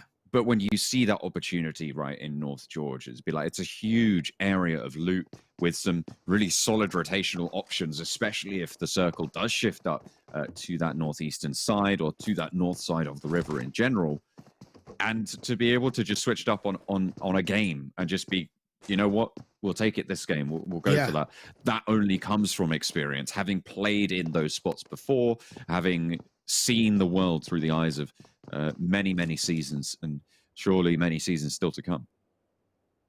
Shockwave, currently looting up the hillside of Ferry Pier. I mentioned it I mentioned this with Blank in the last game. I'm starting to be a little bit more convinced about Shockwave. I was really happy with their aggression in the previous game, with how they took the fight against Eastern Stars, and although they didn't win the fight against RESQ, I love how they built upon a beautiful nade from Terminus to get a knock into one of the RESQ players and then push down in towards those buildings. So if we can see a repeat of that kind of aggression for Shockwave, we can definitely see them go from strength to strength throughout this PMPL. I feel like passivity has really sort of defined certainly the earlier games from Shockwave. So you're right, maybe they do need that injection of aggression to really take things up a notch in this game. At the moment, they are sat, as you say, around that quarry, around that Ferry Pier area. So on the south side, they have to worry about super young roster over in Primorsk. And then from the east, you got PENTA, who are 2-2 split north and south of the bridge right now, in the yellows on the south coast and in Sanhok military base. Yeah, I don't know what to think about that. I would argue it's more of a 2-1-1 split, right, with how far apart Tad was and Manu are from each other on that mainland. So I don't know what I think about it. If Manu and DWAS were closer together, I'd be a lot more confident of that. The one thing, and look, PENTA showed it in the previous game, sometimes they're just not aggressive enough, and that's what I fear in this play with the 2-2 split. Unicorns of Love picking up a point against Real Tigers 9. They are just donating those eliminations over, unfortunately. They're just being picked apart at the seams here on the eastern side of the map.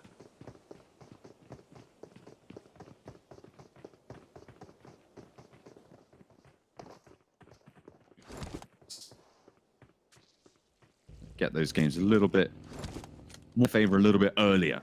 Get that territory involved. It's amazing what a difference a game makes, right? Unicorns of Love, they win a game in Sanhok, and they go into the next game rotating as a full squad with a lot more purpose. It's that confidence, right? And I, to an extent, underplayed when I didn't recognize they had 10 eliminations leading into the tail end of that previous game. It's quite obvious they'd put in the work, and now they're doing it once again. They have a bit of a task compared to a couple of other teams to make it into the eastern side of this circle, right? So being aggressive and forward as a team in a way that they just did, even though it was only one player of Real Tigers 9, they didn't know that. So the fact that they pushed as a team showed that they are improving and evolving throughout these games. That's what you need to do on such a long series as well. You cannot rely on playing one sort of surprise bulldoze strat, because within 2 days, it's not really in your wheelhouse anymore and your advantage wanes pretty significantly. That's, to be fair, that's if you want to challenge for the top spots, right? Getting, say, 100 points on a super weekend is enough if you get into all three. So if you're able to pull off a couple of cheeky strats, it's likely you're going to get into those finals, but a lot more teams are going to want a lot more glory than just being able to eke their way in with some off-the-wall strats. PENTA starting to bring their full squad across the military island into the mainland. TJB have a 2-2 split between Everest and Otherwise and Clear Vision, taking a fight against 4 Romanian Men. Is Rana's position known here? Is there a vehicle in this set of building? Because if they don't know he's here, it could prove pivotal in this fight to come. Sarah, behind the ridgeline, spots a player pushing him in the vehicle, sprays to the driver's seat, but he's out already. The nade over the top and the burn back from that ridgeline against Sarah's position. Rana does reposition on the outside now, rethinks the strategy as Vindex takes a tumble. Able to land those shots. Look at that off angle down on the south side there. There's really not a lot to do here for Clear Vision. I wasn't convinced with Dewey's position on top of the hill, and I was thinking Sarah should be looking to reposition because I thought he was compromised, but credit where it's due. Great team communication for 4 Romanian Men. And more still to come, hopefully. Another knock and one more in the building for Rana. Doesn't quite manage to get the better end of the stick there. Hamodi wants the flush and will find it, but low HP and 3 players around him to worry about. It's going to be a tall order. Can't quite step up to the mark, and that's the last player for Clear Visions to go down. Rana goes out before Romanian Men alive with 3. I hate the way I give a compliment such as great team communication, and technically it still was, and then they end up losing a player. Rana, there's no need for it. You've got the team fight win with your team. Stay alive, and then with your team, get the final elimination. It's kind of frustrating, but it is what it is. 4 Romanian Men can drive forward with that. We can see also PENTA in the elimination feed, I believe, getting a point on towards the members of Shockwave. That's a good start for them as phase 2 has popped up. It did shift over to the east, so Headshot Hills, a compound of 4 Romanian Men holds on to. That's very much in the center of this phase 2 circle. We've got a bit of a south side slobberknocker going on as well on the bridge. As you say, we'll have to look out for just what's going on there. I think that's the clash of PENTA trying to guard out on that bridge. Big popping shots at the Eastern Stars and seemingly coming out on top here as well. This is on the northern, that's on the northern side and in the foothills of Everest. As Athis went down, it was traded for Beast Mazzaro. Still up and kicking Suave, and he's sailing straight on in. Up across the ridgeline, gets taken out clean as he is going to go down to Octavian's sights. Not too sure what he was hoping to achieve there, but Mihi down and out for Big. It could be one of those things to an extent where outside of Big going a little bit aggressive, weren't expecting Eastern Stars to be there, right? Eastern Stars don't normally drop in North George. They might not have known it was Eastern Stars to begin with, but my point is extra players in around the area maybe might not have been as expected. Well, that nade felt a little bit solid, but didn't quite manage to bubble past the terrain. That one's good though. And Athis goes down. Another spray around the side from Suave. Needs to reload and pops it in. It swaps out to the UMP as he's going to go for the push close. Kapahala with the off angle, regrouping. Needs to control this ridge line. Its timing is pivotal. It's crucial. And Big moving on up. Rez is looking to come through. And now it's just Doran left down on the floor and then looking for that res as well. The nade is there and out wide. It's a double knock from the nade from Octavian and it deals with Big handily. Swings out for the last and they all fall down. Octavian saves the day for Eastern Stars. Oh my god. I didn't like the fact that Big went looking for the revive off the back of getting the double knock on towards Eastern Stars and leaving Octavian, the other one player, to really look to be able to do anything. They should have, in my eyes, have disengaged with that. But in the end, Eastern Stars come out on top. And hey, look, this is the trend, right? When we look at Eastern Stars throughout today's games, they've been on the growth. They've been on the consistent run up and towards the standings, bar the last game where they got 0 points. It's been a very good day for Eastern Stars, especially in Erangel, and they're looking to continue it. Good stuff indeed. Next circle just about to come through.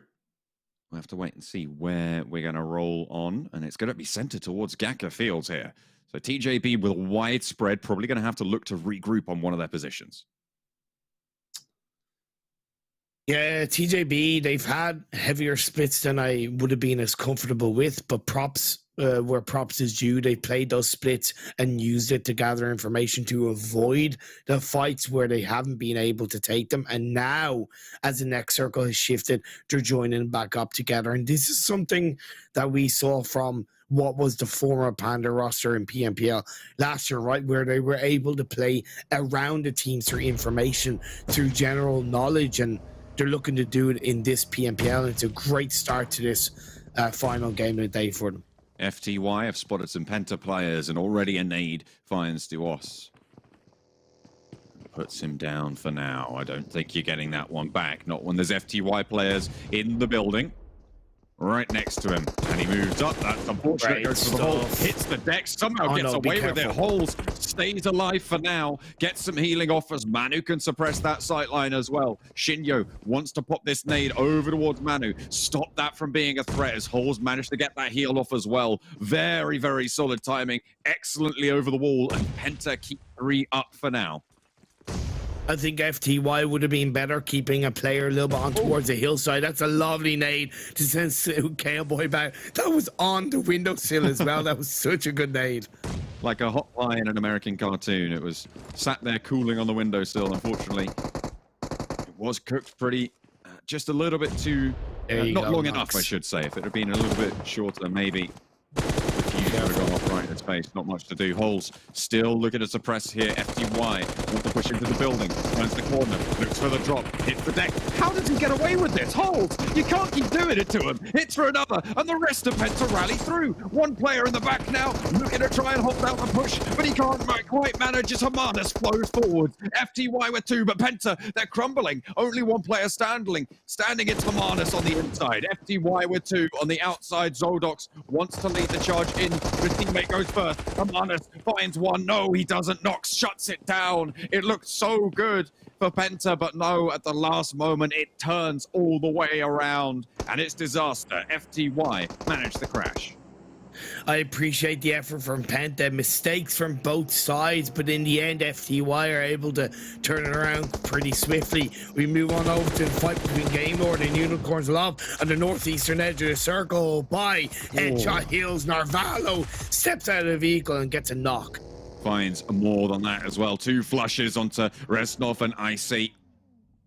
And now Alicia running for those headshot hills. Daddy wants to play guard here, but stops just a little bit short from Akashi. Narvalo is ahead of the curve anyhow.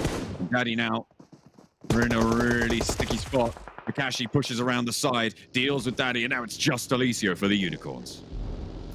Circle on phase 5 has topped up, and we're looking at a chopsticks finish. There's a lot of buildings and a lot of hard cover around chopsticks, but there are a couple of fields that you need to be wary of. TJB, they have a 2-2 split, which is pretty perfect for this kind of circle. SWAT 69 have the very southern edge of chopsticks on board, where you're able to crawl through the tunnels and go from one chopsticks to the other. FTY, off the back of taking out PENTA, will have to move from the south into the edge of the circle.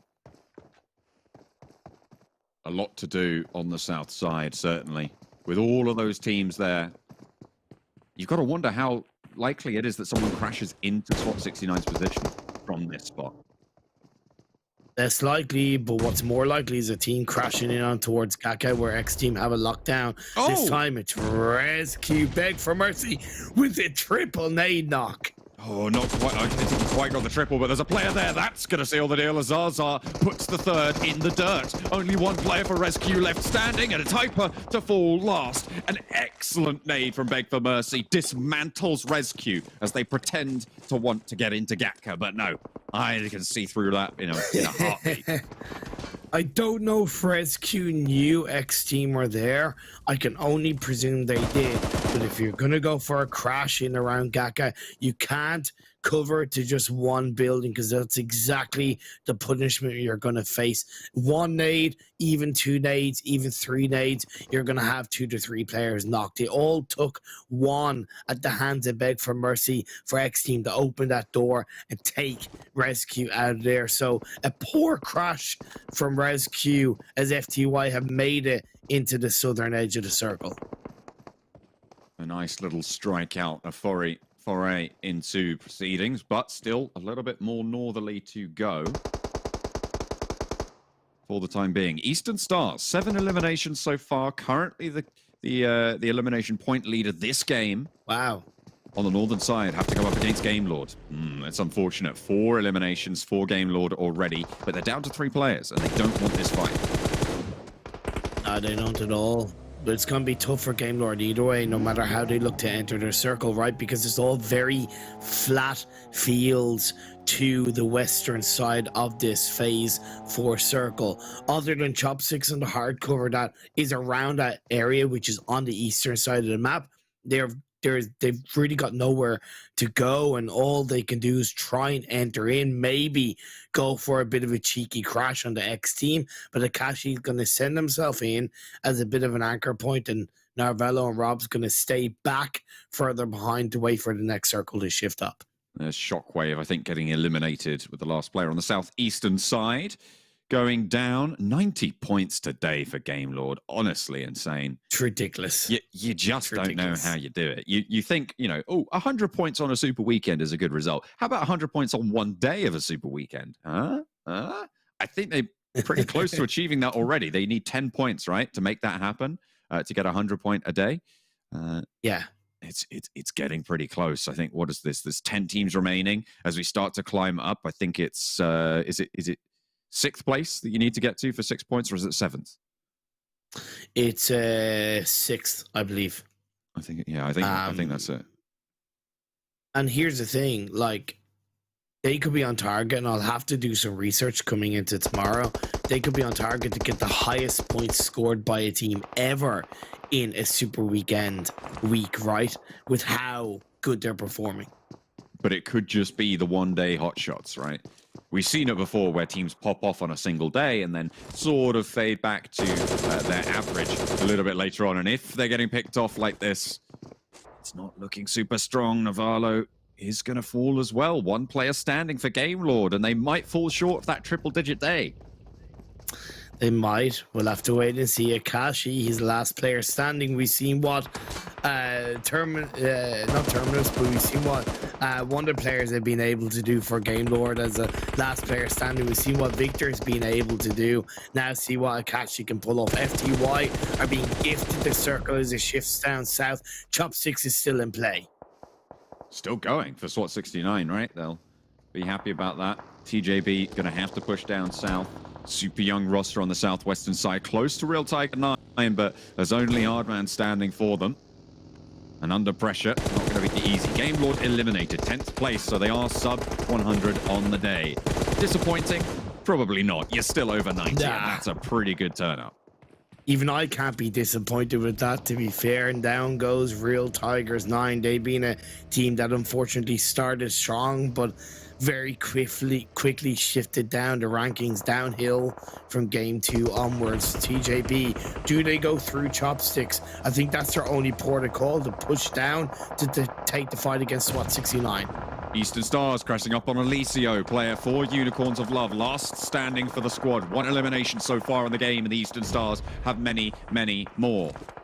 First knock is good, but the res is possible. In the meantime, the rest of the Eastern Stars are making sure that Alicio can't escape, can't get away from this one, has to fall away. Moving away from that bombardment, from those nades. Doran getting picked back up. This is discipline from the Eastern Stars. It'd be easy to just try and pour through those windows, but getting all 4 back alive, it's much more worth it. Because 1, they don't know how many players are actually in that building, and 2, they don't know the potential of third party from teams around them, right? So indeed, it's very disciplined. Getting the revive off. It's going to be full squad. Octavian, oh my God, through the window. Alicio is so low, as sliver of HP, and there's fire right in front of him. There's no way you're getting out of that. And is that Molotov going to spread even further? Is that going to burn him up in the corner? Only time will tell. I don't think he's ticking just yet, but they know exactly where this guy is now, and the nades will start to pour on through. But Alicio is still slipping through the net in the center of this circle. It's a super important compound as it shifts that way, but he's holding on for dear life. Out through the windows, going to try and bobble a nade. That Molotov is going to start to burn him, and Alicio, forced to action, is going to go down here. I don't see a way that he could survive. Is he popping the heal? Is he sticking it? How is this guy still going? It's absolutely insane. Athis doesn't get the Molotov through the window either. But he's found one. Alicio, he's taken out a player. He's proving to be such a problem for the Eastern Stars. Looks for another. Alicio. Oh my God, what is he on? Let's go. Let's look for more. Alicio standing strong for the Unicorns on the inside as the bandage comes on out. Oh my God, he's a one-man wrecking machine right now, but I've got to ask, why the hell are Eastern Stars wasting so much utility? Why have they allowed Alicio to play them like a fiddle? This is ridiculous. It goes from discipline to just senseless play. Oh, no. And in through the window, he's looking for more. Oh, he wants to find them. He's on the hunt now. They're on the back foot because they need these reses. Alicio low, finally getting handled, but no. Octavian low. Is he going to get knocked? Alicio finally dealt with, but Eastern Stars give up so much for it. They wasted so much, and now they're being crowded around. You got TJB, you got XTEAM, you got SWAT69, FTY, and Super Young roster all looking to breach in. Everybody moving forwards. The nades already pouring in. An X-Team lose a player on the outside should slow their forwards forefront. But Beg for Mercy taking damage across the way. And nade out puts him back and will knock him behind the buggy. A little bit safe and the smoke covers there. Doran burning down, but the first aid still ticking away. Will not fall just yet. Eastern Stars, 3 players. X-Team rebuff for now. The good thing for Eastern Stars is they have the hard cover of the buildings, and as teams like XTEAM look to push in, even TJB, they're going to third party each other. Kappa nails the shot across the way, across the open field. Is able to get that flush, and Super Young roster with 4 looking to cross. That's the only team I really can see here. Well, Super Young roster and SWAT69, they're both going to be challenging out Eastern Stars here. TJB down to solo. Indeed, SWAT69 still 3 players tall, but Super Young roster on the western side. They have to push in. The circle shifted up north. Eastern Stars are now on the southern edge. Calm before the storm. Everybody going to be pushed. 30 seconds until the zone shrinks, Imperium. And everybody's going to know about it. SWAT69 with it at their back on the southeast. Super Young roster take a knock there. Tam Tam goes down to TJB. One game that I wasn't casting today was taken away by Eastern Stars. I certainly wouldn't say no to another Romanian chicken dinner. Bini Ba, my friends, but can you lock it down and knock on the SWAT69? Phoenix definitely is a good start. The one knock looks for more and finds a lot of damage over the way. Does he know that there's another player? Nemo healing up there is available, but no, boom goes the dynamite. The vehicle explodes and takes Nemo with it. Now 1 player standing for SWAT69, and Eastern Stars, they fought for it hard against Alicio, and this building is proving to be their sanctuary. No one able to assault the Bastion in the middle of this circle. 13 eliminations. Is it going to be unlucky 13, or will they be able to rack up more and claim this chicken dinner? They've done a hell of a lot of work. Made a couple of mistakes along the way, as you alluded to. Alicio was running rings around them, but now we're at the final stages. XTEAM, 2 players have crawled their way into the northwestern edge of the circle. The last player, Tongja Bao, is there. SWAT69 eliminated. 2 teams now looking to push in onto this position. At the moment, XTEAM are in this next zone. Tongja Bao want to bide the time. Stay hidden. Stay absolutely silent, as quiet as a mouse. Don't want to go down into... Get rid of the backpacks. Get rid of anything that will stop yourself from getting even noticed by a pixel out of place. Nade over the top from Zombie. Maybe spotted out. No one checking those sight lines just yet. That little bit. The circle does shift, and it looks like it's going to go out of the building. So now, actually, the impetus is on Eastern Stars to move. They only have 3 opponents in play, but do they think it's 1 team or 2 teams? They have to presume that it's just 1 team that's left. They can't think that it's 2 other teams around them. Either way, it's not going to be easy. Have they used all the smokes? Have they used all their utility, right? They wasted so much against Alicio, and it could be the reason why they don't grab this chicken dinner. There's a lot of reasons why they won't, but there's one good reason that they will.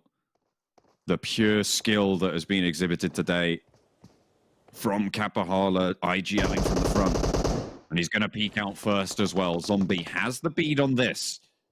But with no stims and time ticking away, they do have the zone. Eastern Stars have to make that move, but they've still got the vehicles, Imperium. That's something they could use. Maybe take a leaf out of the book of Salazar, even what they did in the game that they did win. A nice nade from Zombie doesn't quite connect. His position technically compromised. They know it came from that left flank, but they don't know where. excellent cover as TJB take a tumble. They're going to see that go down immediately, and that's probably one of the best case scenarios for them. Zaza now under pressure. There's those hit markers. There's that damage that you're looking for, and they find one more. Excellent play from Eastern Stars, communicating, pinging it out, and now it's just Zombie. They know the players on that left flank, but Octavian falls for it nonetheless, and Zombie now has 2 Eastern Stars to deal with. We know they struggle against Solo, but out wide he goes, and it's an easy shutdown for Octavian. The Eastern Stars control from the middle and take the final chicken dinner of the day. XTEAM term and that Teobesk Eastern Stars with the chicken dinner. You cannot argue with it. Yes, they had a hell of a crazy moment against Alicia, right? But throughout that game, they started strong, dropped in North George, a very sensible change in draw spot, capitalized on Big's error, took them out, and from there they did such a good job of holding on to the northern side of the circle when there's fields in front. Once they got rid of kind of Game Lord and pushed them away, went straight for the push, took out Unicorns of Love, controlled the game from there. Very well executed from Eastern Stars. I feel like maybe another team could have pushed in on that position during that fight. Fair. There was a lot of chaos going on in that moment, right? Like you look at what the other teams were doing. Maybe you could have taken that opportunity and pushed in on this compound whilst the Eastern Stars were going super low. But if you're a team on the outside, you don't know how many players are in there. You know, you think you see all these players getting knocked by Unicorns of Love, and you're like, hang on a minute, how many Unicorns are there in that compound? Maybe it's a full 4v4 going on, but no, it was just the 5 of them. But in the meantime, everybody in outskirts didn't take that opportunity at the right time. XTEAM tried, but Eastern Stars could regroup before that. Nearly 2,500 damage, 17 eliminations. Yeah, the stats speak for itself in terms of how hard Eastern Stars worked for the chicken dinner in the final game of the day. I'm glad you brought up the point of a team potentially punching in onto Eastern Stars' compound. The only team that could have comfortably done it was SWAT 69, but they chose to stay passive on the chopsticks, right? And that's something that, although I understand, because you're in that low ground cover, you have the kind of chopsticks, they've gotten rid of a few of the Tongja Bao players, but you got to take the chance, right? And yes, technically you might think that it's more than one Unicorns Love player, but it doesn't matter if the opportunity is there to go for a third party, especially in the early stage of the Super Weekend. Honestly, you got to go for it. So I would like to see that aggression come through opportunistic play for SWAT 69 in the future. Yeah, for sure. I mean, certainly a lot to learn from that game. Very, very tricky, I would say. In general, Ganka Field's finishes are quite tricky, but when it centers up on a compound like that, it's even harder because you have a team like Eastern Stars just sat in the middle. Look at that, the arms folded, sat confident there. Octavian from Eastern Stars doing so much work. Most elims, highest damage, most nade elims as well around the side. So great stuff with 6 elims coming through. So I know the difference between Octavian this year and Octavian last year. It's the facial hair. He's got a beard now. Clearly, that is the source of all his power and the reason why he's performing so well. Must be. Maybe I should grow a beard one day when I can actually grow facial hair. Maybe I'll grow in power. I'll be unstoppable. But at the moment, the only unstoppable force is Eastern Stars in this lobby. We're going to head to a break. We'll come back to the analyst desk.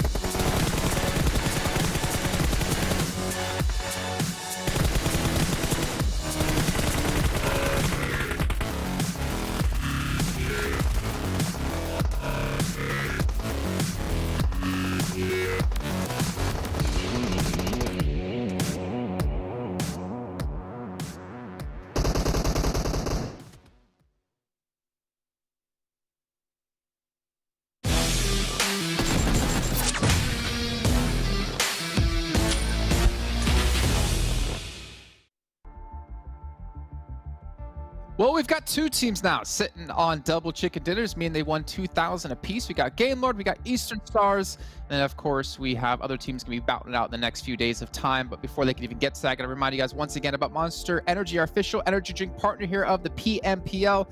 And I could probably bet you Eastern Stars and Game Lord both chugged one each per player to get those chicken dinners done on their side. And well, they got even more money to buy some more for themselves. And you know who also has money to buy some stuff for themselves? Well, it is Kalaris. And Max Man. Sorry, I had a delay there. No, hey guys, how you doing, man? This was a good little finish there, actually. We had a pretty cool end with Eastern Stars. I think beyond the finish of the map, it was a great bounce back from league play in a super weekend overall. I mean, every team was saying Eastern Stars is a team to watch. And we knew from the past that they could be, but we didn't see it. But at least today, they're able to really step up here, Max, and really show what they've got. And actually going through these games today, I felt like the Edge playstyle suited them really well because there was a little bit of that fail, in quotes you could potentially say, of that first game where there was so many teams crashing on that one compound and they couldn't really capitalize on a strong position. This game this time around, teams crashed them one by one, which is technically a mistake from the other teams around them, but they showed that they can hold down the fort and get the chicken dinner off the back of that. So that first game, because of how they played this game in particular, I'm going to forget about the first game, and this is the Eastern Stars we expected to see at the start. Okay. Well, yeah. I mean, I remember we mentioned earlier on today about teams crashing all at the same time and it not working out for the team defending. But let's see the match standings, actually. Let's get an idea of the points the teams have been able to get as Floof makes her daily entrance here onto the show. It actually is the Floof PMPL. We've had to actually change that. She's now sponsoring the show with her cuteness. But here we go. Eastern Stars, 32 points, 17 eliminations. That's honestly a massive game for them, James, but also I think a really good bounce back and the mentality of the team. Like, yeah, we had a bad first 2 days, but this is where we're really going to play. No, definitely. And this is why we said it at the very beginning of the day, right? You know, we understood, looking at their numbers, this isn't the Eastern Stars that we're really used to. I mean, to be fair, in some of the leagues in 2021, they did have those roller coaster moments where they'd come out and shine one day and then they'd dip the next day. So hopefully, once again, that those kinds of things don't start occurring. Maybe this is just, you know, the beginning of this high that we're seeing from them. But yeah, if it wasn't for the way Game Lord has played out today, we would be, you know, shooting for the stars for Eastern Stars. We would be touting their praises to no end. But two teams have really stood out today, including Eastern Stars. I mean, when you look back to the last season, I have the impression Eastern Stars was one of those few teams that would really use the league players like a training period. Like, they would use subs, right, during those league plays. So I think that maybe this is something similar where they're actually trying strats, but when they actually get into the Super Weekend itself, that's when they actually going to try and get the big result. But Super Young roster, finally going to get himself a good result to end off the day. 16 points. They're going to be maybe not on the first page, but at least a little bit closer, which is great to see. So there's still a little bit of life left in Super Young roster here. I would have been a little bit worried for them having 5 back-to-back really rough games. But yeah, definitely Max able to at least show up here in the final match of the day. Big seeing their worst result here at 16th place. But again, over on the day, they've been fantastic. Claris, what's up? Yeah, a little unfortunate for them. Because they've had a decent day, I think is fair to say. You know, you're watching kind of big situations and how they're playing things out. Not quite getting themselves victories, but still getting themselves quite a few eliminations here and there. They failed the timer. They won't be able to ride their war bear into battle just yet. Yeah, it's unfortunate they haven't cleared that final chest. Maybe stack it up on top of each other, be a little bit better here for that final big boss they have to deal with. But also other teams that need to deal with these bosses is Clear Vision, RESQ, Shockwave. I think we've seen Shockwave in the front page one time, but PENTA, we're seeing some consistent teams down towards the bottom here, Max. I'm mainly focused on Shockwave and RESQ, right? These were the two teams that stepped up big time in the first 2 days. I mean, especially the first day of league play for RESQ, but Shockwave in particular was one of the teams like, okay, they having some good results and some decent consistency. How can they perform if we can?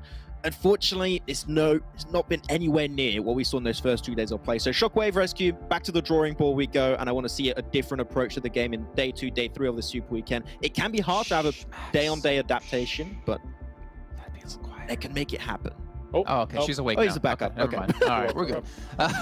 Yeah, definitely. You're right, Max. She was just taking a little nap here. I mean, She's allowed to. She's cute.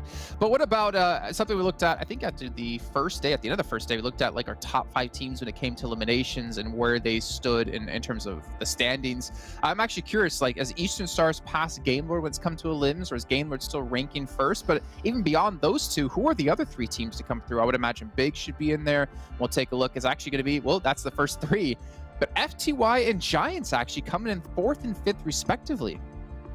Yeah, FTY comes out as the really big outlier, I would clearly have to say, James, right? This is a team that we did not expect in how they performed in the league play to get 19 elimination, which is really good for only 5 games played. That's a very impressive stat to get. So hopefully they can back it up in day 2, day 3 to try and climb their way up in the rankings. Yeah, no, the damage is telling as well, right? 4,200 coming in from FTY. That's on par with the likes of what Big's able to put up, as well as surpassing Giants here. It's going to be difficult to catch up to Gamelord and Eastern Stars, given what they were able to put out today. So as much as, we speak the praises of Gamelord and Eastern Stars, impressive by FTY, I want to say, to hang with the big boys. I even want to give a shout out to Giants too. Just, I mean, I know we've known them as a team for such a long time over the course of the last, 1 to 2 years. But I feel like they've been able to really shine with the addition of Salazar. I know they're still trying to feel each other out. They're still trying to learn quite a bit. I talked to Pocus and he was saying they're still making a lot of mistakes and they want to obviously get rid of as many as possible going forward. But I feel like they can still be happy overall with how they've been doing with the addition of him to the team. Yeah, when you look back at last season, Giants is a team where you would really clearly see those changes happen on a week-per-week basis, and I think that we've already somewhat seen that on these first few days of play. So this is a team that the more time you give them, they're going to get better as time goes on. So I'm hoping to see, like, back to that game where they did not get that chicken dinner, they work on it, fix those little issues, and hopefully get themselves some chicken dinners this Super Weekend. Real quick, James, before we head to overalls, can you just whisper eliminate to Floof? I want to see if she licks her face again. Okay, Floof. Elimination. Oh, just a little. She'll do it when she wants to do it, She's not going to do it when she's on camera. Let's take a look at overalls really quickly, get an idea who's currently sitting in first place at the end of our first day of play, and it will be Gamelord at 91 points. That's ridiculous. That is crazy stuff. And again, you compare it to where Eastern Stars is at, and any other time would have been like, oh my days, Eastern Stars, you have rallied back. But the defending champions are showing why they're the defending champions here. And I think if Gamelord keeps putting up performances like this, I don't see anyone else taking that title off them just yet here. Yeah, it's not going to be too easy to really contest against them, but I am happy to see TJB actually contesting in that top 5 position. It is mostly off the back of that heal off that we did see on Sanhok, which is not a very consistent strategy. Like, I don't think it's something that you're going to hope to make it really, really far with that strategy. But in this case, it worked out. They got 50 points, plus also making it, I think it was top 3 that last game also they got in placement. So these 2 last games were very important for TJB to push himself in this top 5. So without those 2 games in particular, it could have been a completely different ball game for TJB. So I want to see hopefully a little bit more consistency from them, because that's not really what I saw from them today. Impressive stuff for Big. I believe I was talking to Mihi in my little interview I did over on my Instagram at JCalp with the 1 instead of the L. He was saying they're aiming for 150 points at the end of the Super Weekend, so 50 points a day, and they've hit their quota in their eyes. And honestly, I don't think that's a bad quota to hit either. I mean, 50 points is still not necessarily easy to do with the caliber of teams we do have, but then to almost be doubled by Gamelord just kind of shows that's damn. Yeah, there's the potential here that if these kind of results continue, we're in a top-heavy lobby. That's scary for some of these other teams. And I think, in general, that might be scary for a team like Unicorns of Love, actually, which they got themselves a victory, but I think 27 points came from that victory, right? And they ended up on, 33? So they're going to need to iron out other games and other battlegrounds that aren't Sanhok. Oh, taking a look at the second page here, super young roster, going to be in 11th place, really getting a bolster in points from that last match of the day.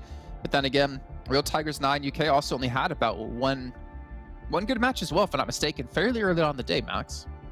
Yeah, it was a little bit of a tough one for them, so we can hope to see some changes in day 2, day 3. But I'm looking especially at SWAT69 here. I want to go back to the point I made when we were talking about that Sanhok game. This is a team that's shown that they can take some fights from time to time, but there's a lot of things that need to be ironed out, especially in what opportunities are available for them in games. I think back to that Sanhok, there was a clear option for them to be in the most controlling position of the entire match and be where Unicorns of Love ended up being to secure the chicken dinner. I want to see SWAT69 just open their eyes a little bit more, open their third eye and see those options, because right now they're just walking in blind apparently in the battlegrounds. Okay. Okay. I was curious where you're going with there, but I'll accept it. James, was that acceptable to you? It was acceptable. Yeah. Okay. Okay. Floof, was that acceptable? Nothing. Nothing. She's not happy. Stone She's cold. not pleased, Max. You got to step up your game next time. Even Floof's giving you slack on the desk. But either way, gentlemen, like, it's been really cool to see how things developed here in day one. Obviously, our eyes and our third eye are going to turn towards what's coming up tomorrow here for the other 5 matches we have here in the Super Weekend. But more importantly, realistically, Max and Claris, do you think Game Lord can keep this pace up? Do you think Eastern Stars can keep this pace up over the next 2 days? I don't think Game Lord will keep getting as many like victories as they have today, but I think that they have the chops to be able to keep getting at least double-digit games almost every single game, as long as they're not in an absolute catastrophic position in terms of like really chasing circle. They're great. They're a really good team. Yeah, because this is still the early days of them playing Edge, and they still got this good results. Like, they can still perfect a few things potentially. So I think that Game Lord, without question, they're going to hold on to it. Eastern Stars, though, I really enjoy their Edge playstyle. I think it suits them really well. They did play that center playstyle that last game really well, but I want to see more Edge from Eastern Stars, and I think they could even push themselves a little bit further off the back of these days. Okay, well, we'll see how things will round out tomorrow, as we do have to let you guys go for the night, but there's still plenty of PUBG Mobile action to happen. You got PMPL and A, you got so many PMPLs happening across the world, so make sure you check them out if you are interested. But more importantly, make sure you're back here tomorrow at the exact same time here for the continuation of the PMPL Western Europe Spring 2022 season, and we'll see you guys then.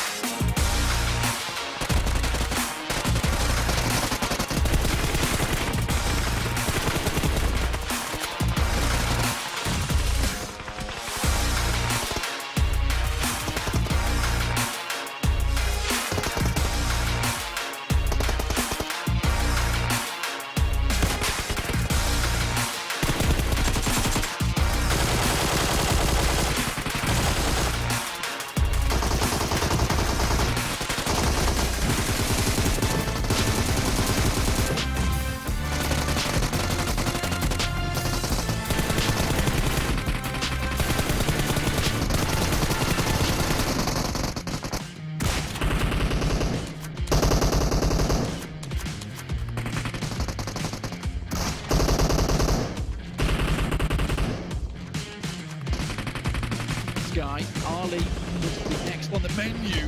Just clears him out immediately. And Ali takes